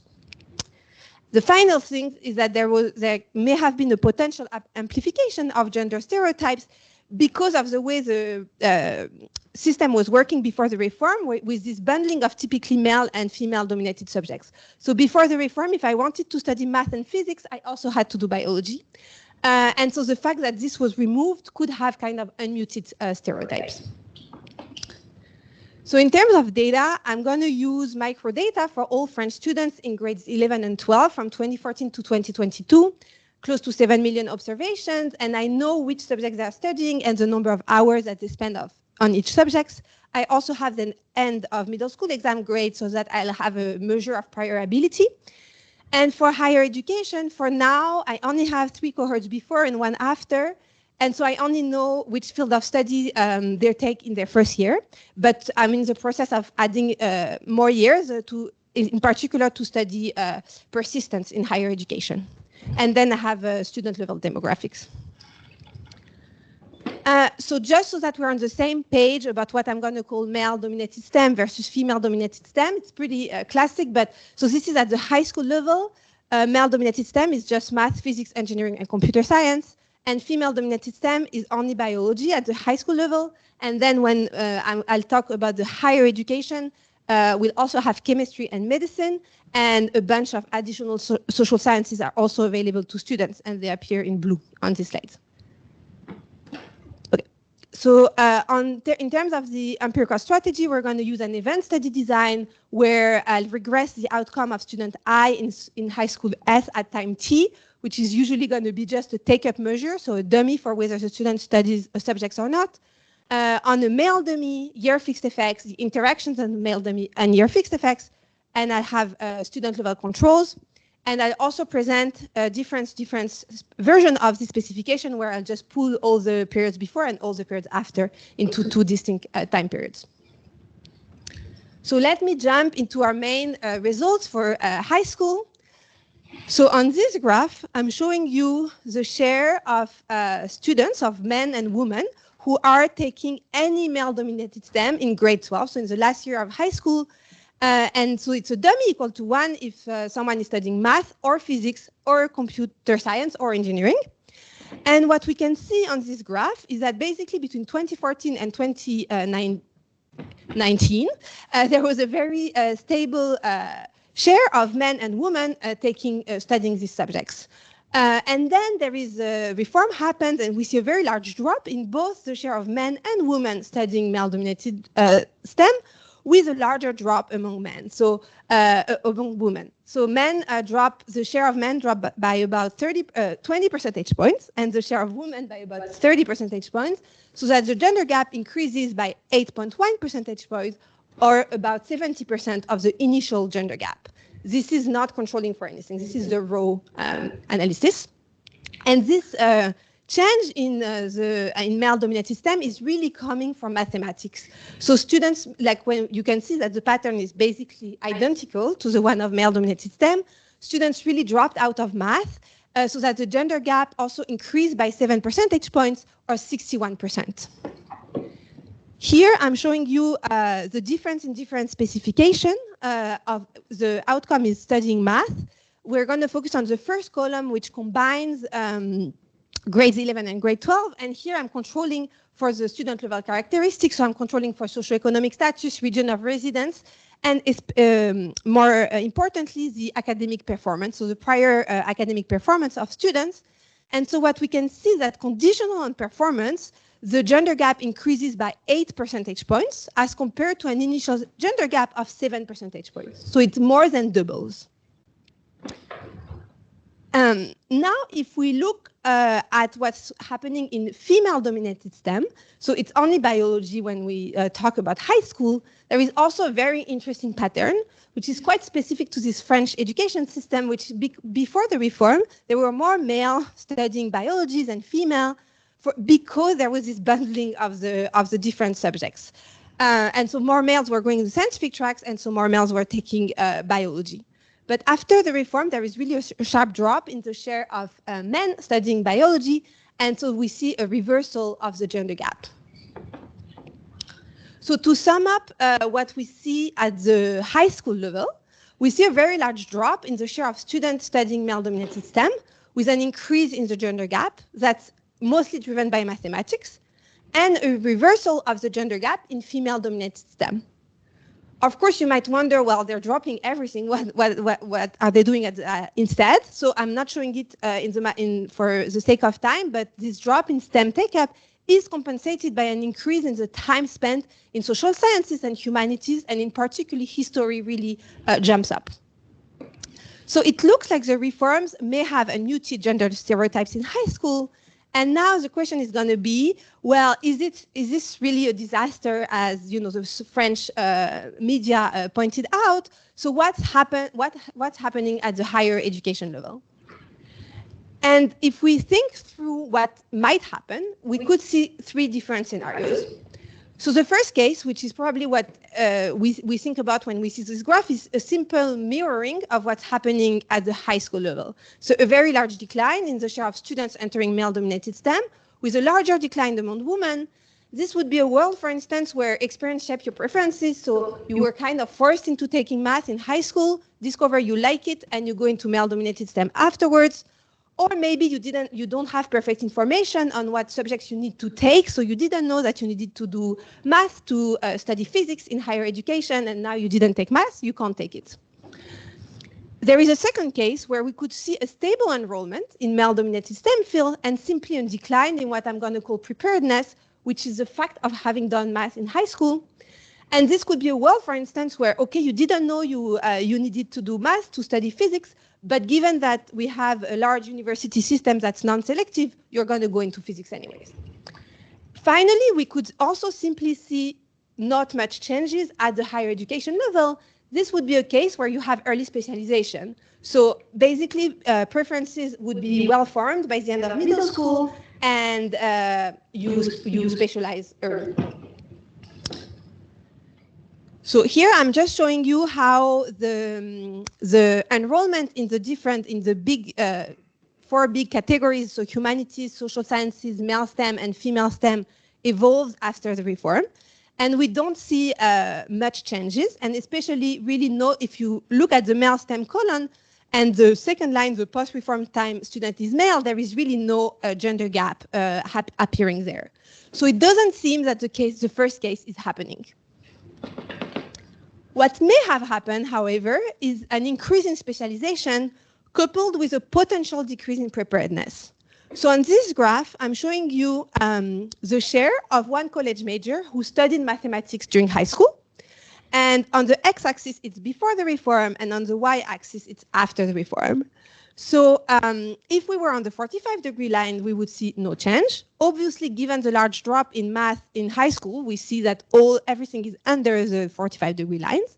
But what's very interesting is that if we look at male-dominated STEM, so it's the top right corner, there is basically no change. Everyone who had done math before the reform, everyone is still doing math after the reform, those who are going into those fields. For female-dominated STEM, there is not much change, a little bit, less male and female doing math. But now if we look at, for instance, humanities, so I don't know if you can see very well, but if we look at the graph, so in blue, it's what's happening for boys, and in red for women. So if we look at the blue humanities point, it's saying that before the reform, 60% of students who were taking humanities in higher education had done math in high school. And this share drops to 30% after the reform. So it really, it shows that there is an increase in specialization. Now, if we look at social sciences, we see a very similar pattern with a larger drop among women, which here could both point out to an increase in specialization, but also potentially a decrease in preparedness, because there are many social sciences where you're going to need math. One of the social sciences is economics, and I'm not only focusing on that because we're a room full of economists, but also because we really need math to do econ. And so what we can see is that before the reform, almost all male and women had done math. In high school, there was already a small gender gap of 4 percentage points. But after the reform, there is really a really sharp drop in the share of students who had done math, and the drop is larger for women. Given that this is only the first year of higher education, usually econ and management is coupled together. So it's really hard to disentangle if it's just the fact that more men and women are going to go, more women are going to go in management and they're not going to need those math, or if it's preparedness. So that's why we want to look at what's happening in the second and third year to see if they are dropping out or reorienting. So just to conclude, we see that the reform led to a large drop in the share of students taking math in high school and an increase in the gender gap. It did not lead to major changes in the choice of field of study that students pursue after high school. So it really seems that the reform partly allowed students to just specialize earlier.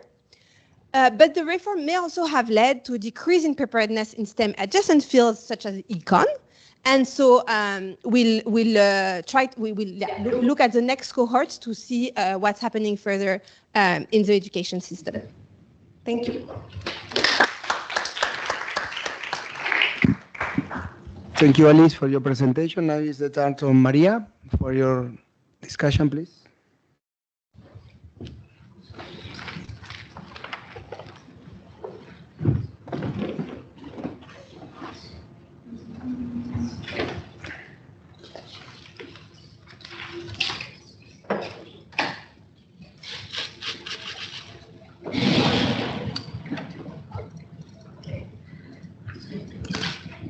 This one? This one? No. Yes? Okay. Well, thank you so much for your presentation. I really enjoy it.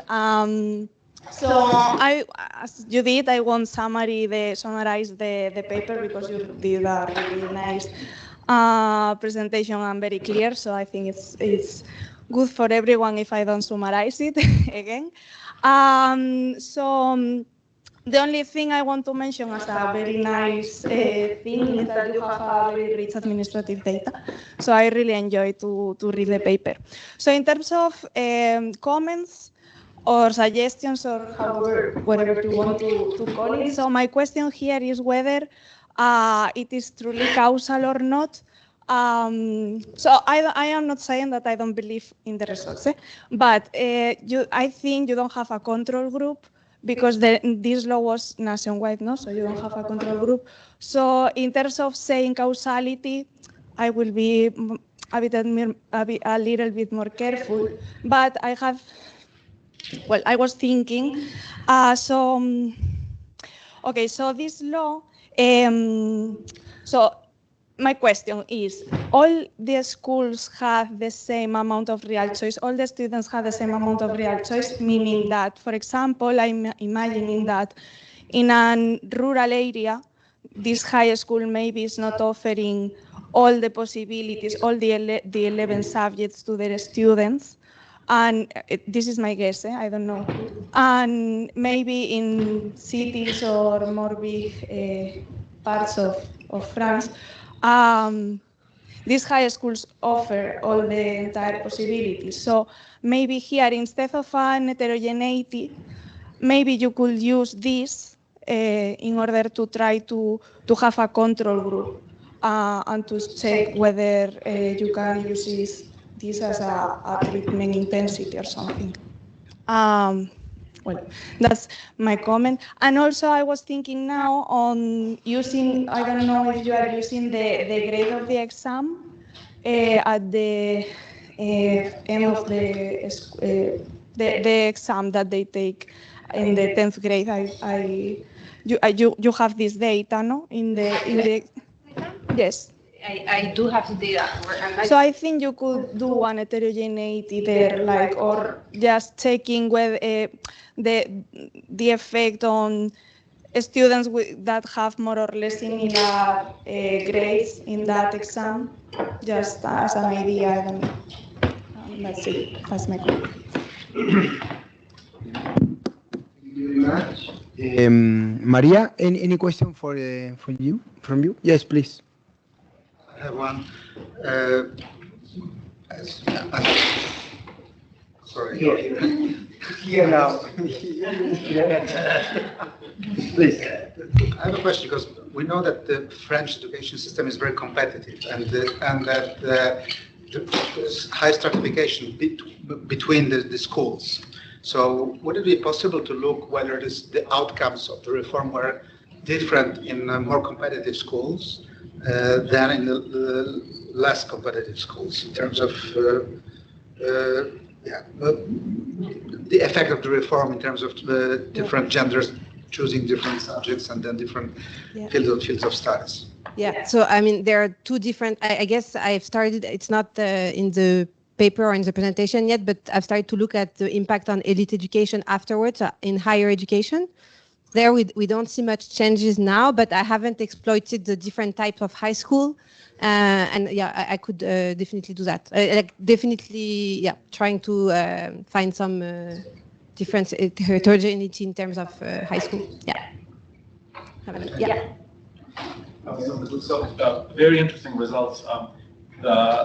The higher ed follow-up is super interesting because it's sort of all this action happening in high school. And then you ask, could part of the story, and maybe this is just something that you didn't have time to cover, if the higher ed system does not become more flexible, so say that there's only so many slots for everything, right? That could be the result of you have more flexibility and then less flexibility, and the system just gives you the same outcome because. So, is your sense that that's what happened, or is the higher ed system actually do whatever you want?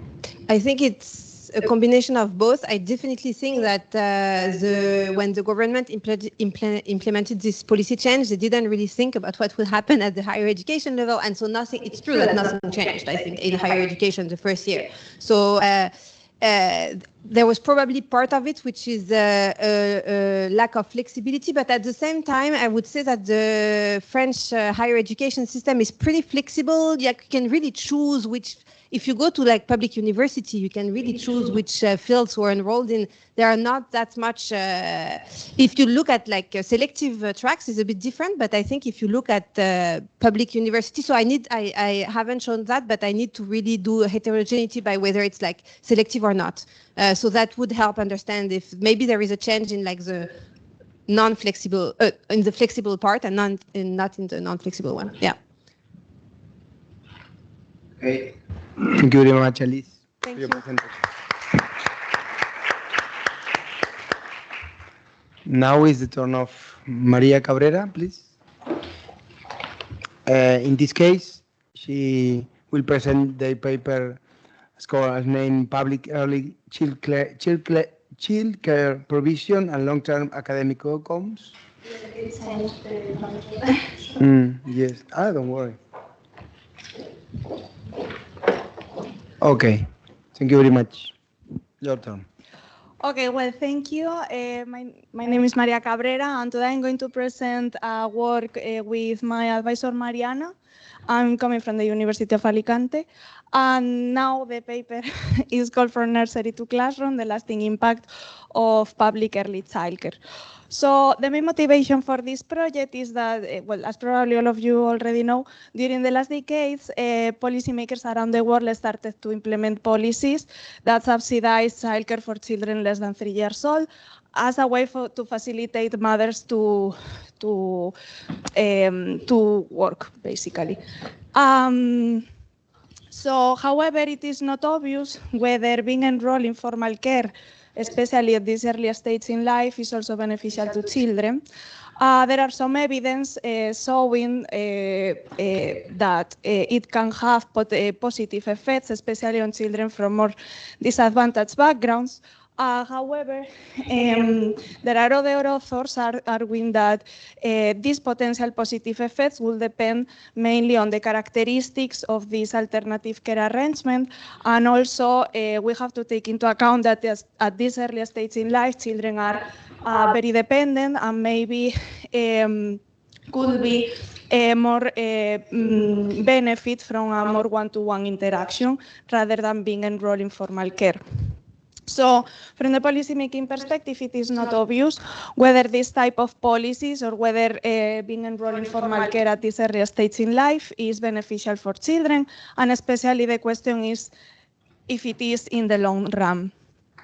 So here the question is whether being enrolled in nurseries but by the age of 2 has any effect on the academic performance on children in the long run, and if that is true, who are the ones who benefit the most. In particular, we will be exploring a policy implemented in Spain, which was called Educa 3, whose main aim was to increase the supply of public nurseries for children less than 2 years old. In particular, we will be using administrative data on an exam that is an external exam in that, well, we have data for Madrid. This external exam is similar to PISA. They are called the LOMCE tests. And we have data on this particular exam in the 6th grade, which is the final year of primary school in Spain. We also have information on which were the municipalities treated by this policy, and also, well, some characteristics at the municipality level. Okay. So how are we doing this? How are we answering this question? We will be basically using an instrumental variable design to instrument this decision of attending nursery by the age of 2. In particular, how are we constructing this instrument? Basically, by exploiting 2 sources of variation. The first one is that this policy that I was talking about in the previous slide was staggered implemented, so not all municipalities were treated at the same time, we will be using this exogeneity, well, with this variation, and also the discontinuity in school starting age. Not all children start the school at the same age, so we will be exploiting also this. I will explain it in more detail later. But let me show you a brief example of the idea of this instrument. So basically, imagine that we have a municipality that was treated in the first year of the policy.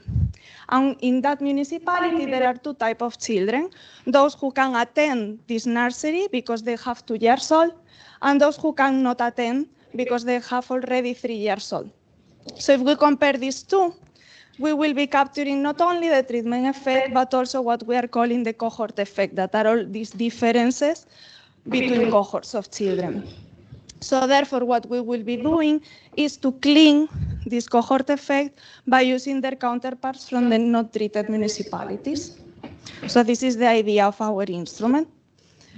So how are we contributing to the literature? Is in 3 ways. Basically, we will be looking at the effect of being enrolled in nursery at an earlier stage in life. So the majority of the literature is focusing on children that are between 3 and 5 years old, but we argue that this earlier stage in life is very different in terms of psychological characteristics of the children, and therefore the potential benefits or effects in general. Usually, we depart from the usual intention to treat effect because we have actual information on whether the child was enrolled in a nursery, so we can estimate a local average treatment effect. And often the literature finds positive impacts on children from disadvantaged backgrounds and negative or neutral effects for children whose families are more rich. So what we argue is that it is not only important the characteristics of the family, but the characteristics of the municipality in which you are living, because it will determine the characteristics of your peers. Okay, so in terms of data, as I said, we will be using, the administrative data from this LOMCE test, similar to the PISA test, for the 6th grade of primary school education. So here I show you a graph in which you can see the Educa 3 policy, the years in which this was implemented between 2008 to 2012. So children born in 2007 are the ones that we call the treated group, because they are treated by 1 year when they have from 2 to 3. And therefore, the data that we have for their LOMCE test is the one of the academic course 2018-19. And the children born in 2006 are not affected by the Educa 3 policy, because when the Educa 3 policy starts to be implemented, they have already 3 years old. And the information we have is when they are in the 2017-18 academic course. So this is a brief summary of our data. We also use other cohorts in order to show robustness, cohorts that are not affected as these ones. Okay. In terms of the methodology, we will be, our aim is to estimate the first equation by 2 states least squares. Notice that here, the nursery is a dummy, indicating whether the child has been attended a nursery by the age of 2. However, this is an endogenous decision, so we instrument this by using, as I said previously, the interaction between whether the municipality in which the child is living is treated and whether the child has been born in the treated cohort. We control for some individual family characteristics and municipality characteristics, school fixed effects, and the errors are clustered at the municipality level. So in terms of validity, we check different robustness, we check the exogeneity condition of the Educa 3 policy. We show that this variation in the treatment timing across municipalities doesn't depend doesn't correlate with the characteristics of the children, which is the important thing for the validity of our instrument. Also, the instrument is relevant, so the first stage works. There are a lot of click buttons. If you want me to show some some click, I will do it. Okay. Moreover, it has to be no selection in birth timing. So this means that the mothers don't deliberately delay the giving birth for their child to have 2 years old when the policy will be implemented in the municipality. So they didn't know in years in advance that they will be treated. So it is very unlikely. But also we also find that there are no different trends, and the instrument has to be monotonous, so the policy likely increase at least the probability of enrolling a child in a public nursery. So it didn't decrease the decision or the probability of enrolling your child in a nursery. So in terms of results, here I show you the first stage in which we saw that the policy in the third row led to an increase in around 2.2 percentage points in the probability of enrolling your child in a nursery. So this is the first stage with which we instrument the nursery enrollment. So after instrumented, this is the main results.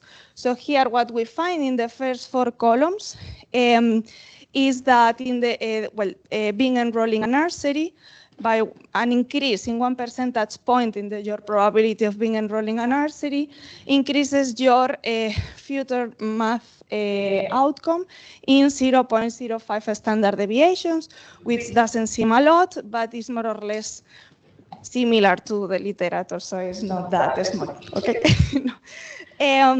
Okay.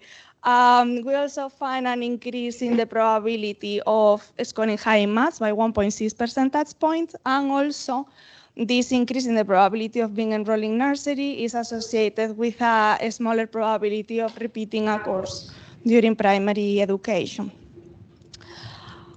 Of course, we have limitations as everyone, so this data is self-reported. Okay, so all this data is all these results are conditional on answering the survey. So, of course, maybe all the motivated parents are the ones that are answering this survey. However, what we check is whether these differences are significant across the 2 types of municipalities. They are not. And we also perform different robustness tests with different cohorts, instead of using the treatment status of the municipality, we use the treatment intensity because we know how much slots were created in its municipality. The results hold. And we also find some heterogeneities and other results that I don't have time. In terms of mechanisms, you can be thinking of what type of mechanism is behind these results. The first thing that you can think is that these new nurseries were of more quality, so there was an increase in the quality or something like that. We cannot check it because we don't have data on the student to teacher ratio. The only thing that we can say is that the policy explicitly said that the quality has to be the same as the other nurseries that were already existing. But we cannot check anything about this. There is another potential mechanism, and it's related to my previous paper, that is the mechanism of maternal employment. So having a nursery now available in your municipality allows you as a mother to enroll your child in this nursery and to work. As a summary, I find this effect of an increase in 3% in my other paper. Here we find also some kind of similar result. So we argue that potentially this is the potential mechanism by an improving, for example, income in the household or whatever, that is maybe driving these results. So in here, what we see is the difference between children whose mother is working and non-working, and we see that the majority of the effect is coming from those children whose mother is now working at the time of the survey. So maybe this is a potential mechanism that makes sense for our results. So in terms for concluding, what we find in this paper is that subsidizing public education for children of 2 years old has positive effects on outcomes in the long term. It increased math outcomes by 0.0 standard deviations, 0.05. A 1.6 percentage point increase in the probability of scoring high in maths, and also a reduction in the probability of repeating a course during primary school. These effects are more pronounced for those municipalities, I didn't show it, but for those municipalities with populations of less advantaged backgrounds and characteristics. And as for mechanism, the one that I commented on labor force participation. And that's it. Thank you, Maria, for your presentation. Now is the turn of Alessandra. I think I need something in structures. Don't worry. Up to you. Don't worry. But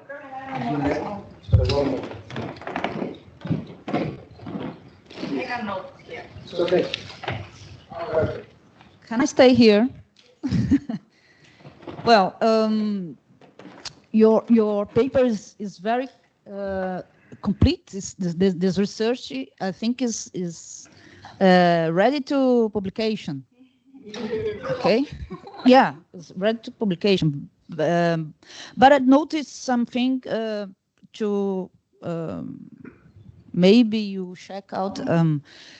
Maybe something related to selection bias that you mentioned because of self-reported, but the absence of direct childcare quality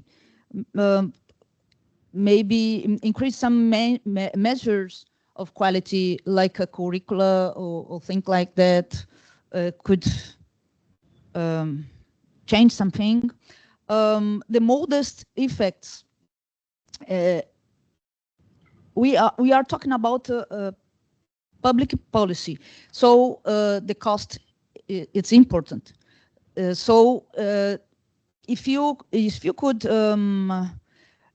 establish an analysis of cost benefit,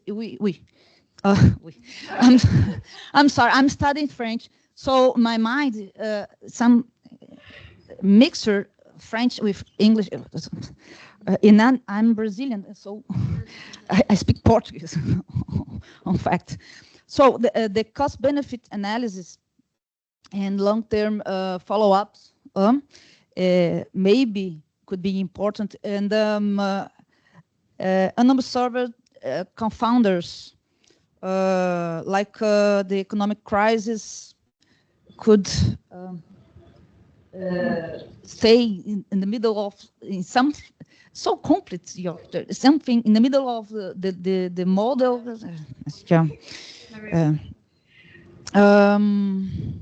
It may be compare with another country, another regions that could implement this kind of policy, and could be something interesting, but nothing more to say. It's very a rigorous study, and the policy is so relevant, but it finished in 2012. Yeah. In the middle of crisis. Yeah. So that's it. Okay, thank you, Alessandra, for your discussion. Any questions? Yes, please. Yes, it was very interesting. I was just wondering why you use the treatment in a two-stage square and not directly like a deep in deep, because it's intention to treat, and then you don't have to defend the exclusion restriction.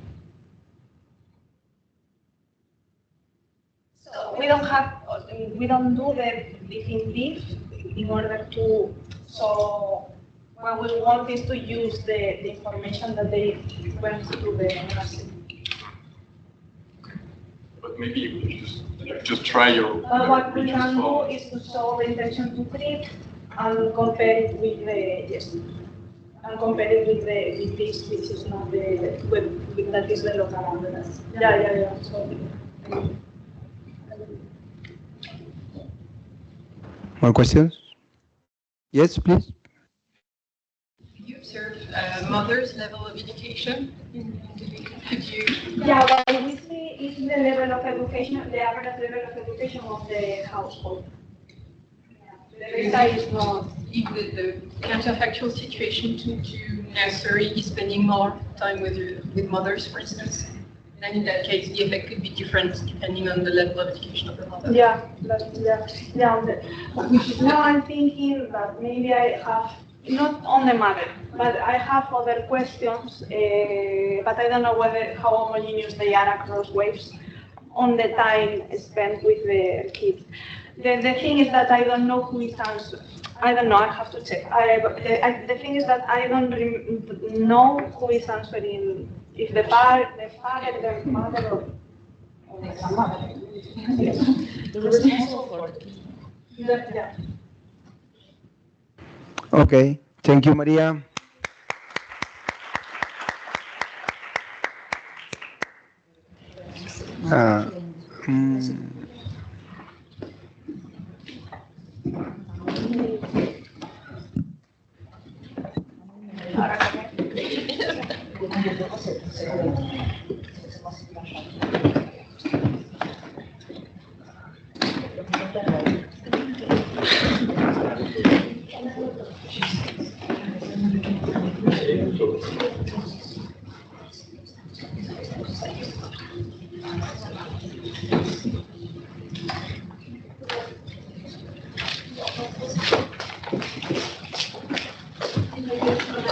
My email has been easier. Otherwise, I can send you.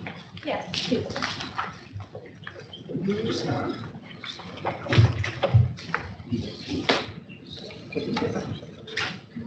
One moment.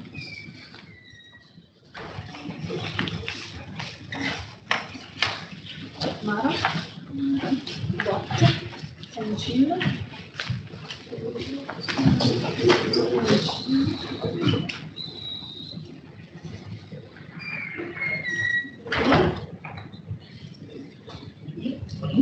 Vediamo. Yes.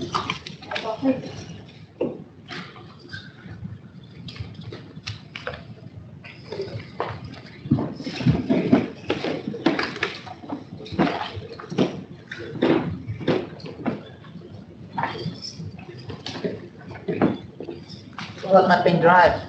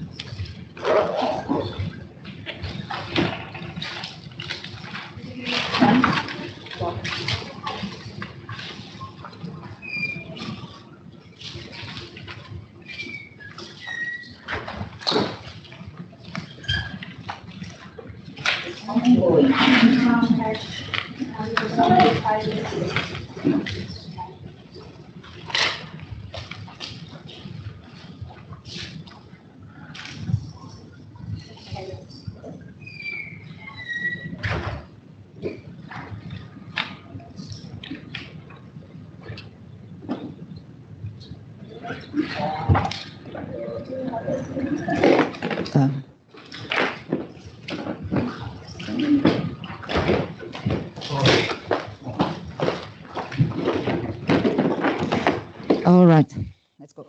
Okay, now is the turn of Alessandra Benavides from Brazil, and with their paper, The Role of Teacher-Students, the Relationship in Mathematical Performance in Ceará, Brazil, a longitudinal analysis for using administrative data. Please, Alessandra. Thank you. Thank you. Well, this is research that's going on. This preliminary results.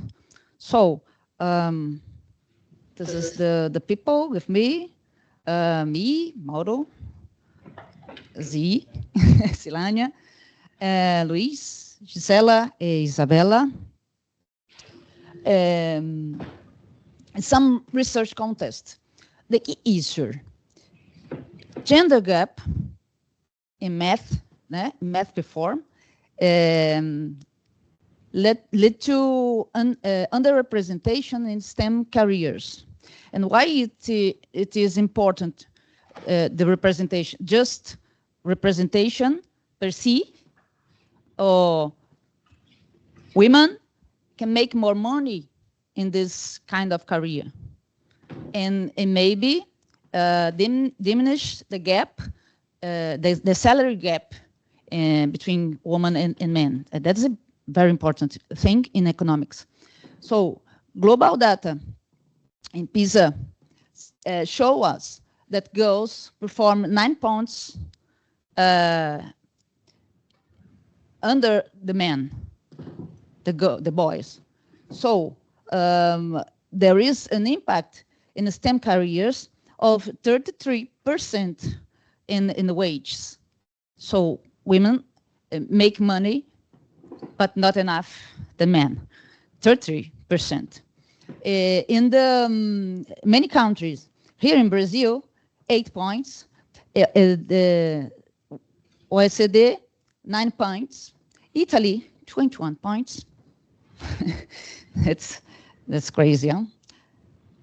So the research objectives is to examine the association, this preliminary. We want to get the cause, but the association between female math teachers and girls' performance. So, maybe if the girl had a model to follow up, she would take well in mathematics or not. We don't know.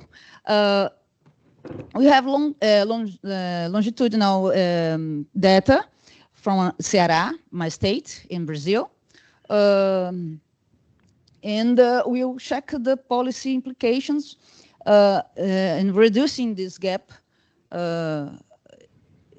between girls and boys.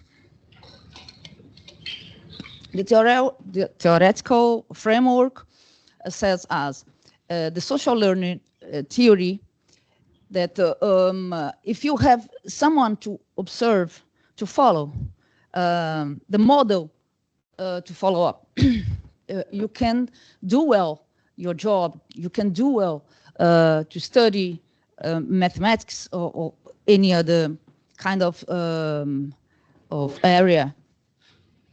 So the key stud says us that female students are more likely to enroll additional course, and develop greater interest in fields that are underrepresented and exposed to, if she is exposed to such role models. In Brazil, we don't have any empirical study in this area. We don't know if the role model function, it take or not. So this is an important research for us, because the public policy is cheap. You can put a professor, female professor, and increase the performance of girls. So a greater presence of female mathematics and science in high school, so says Botia, I think it's Botia, increased likelihood of female students to pursuing the STEM careers. It's very important. To understand the basic education in Brazil, we can say basic education we have early childhood education, elementary education, secondary education. All those is obligatory. So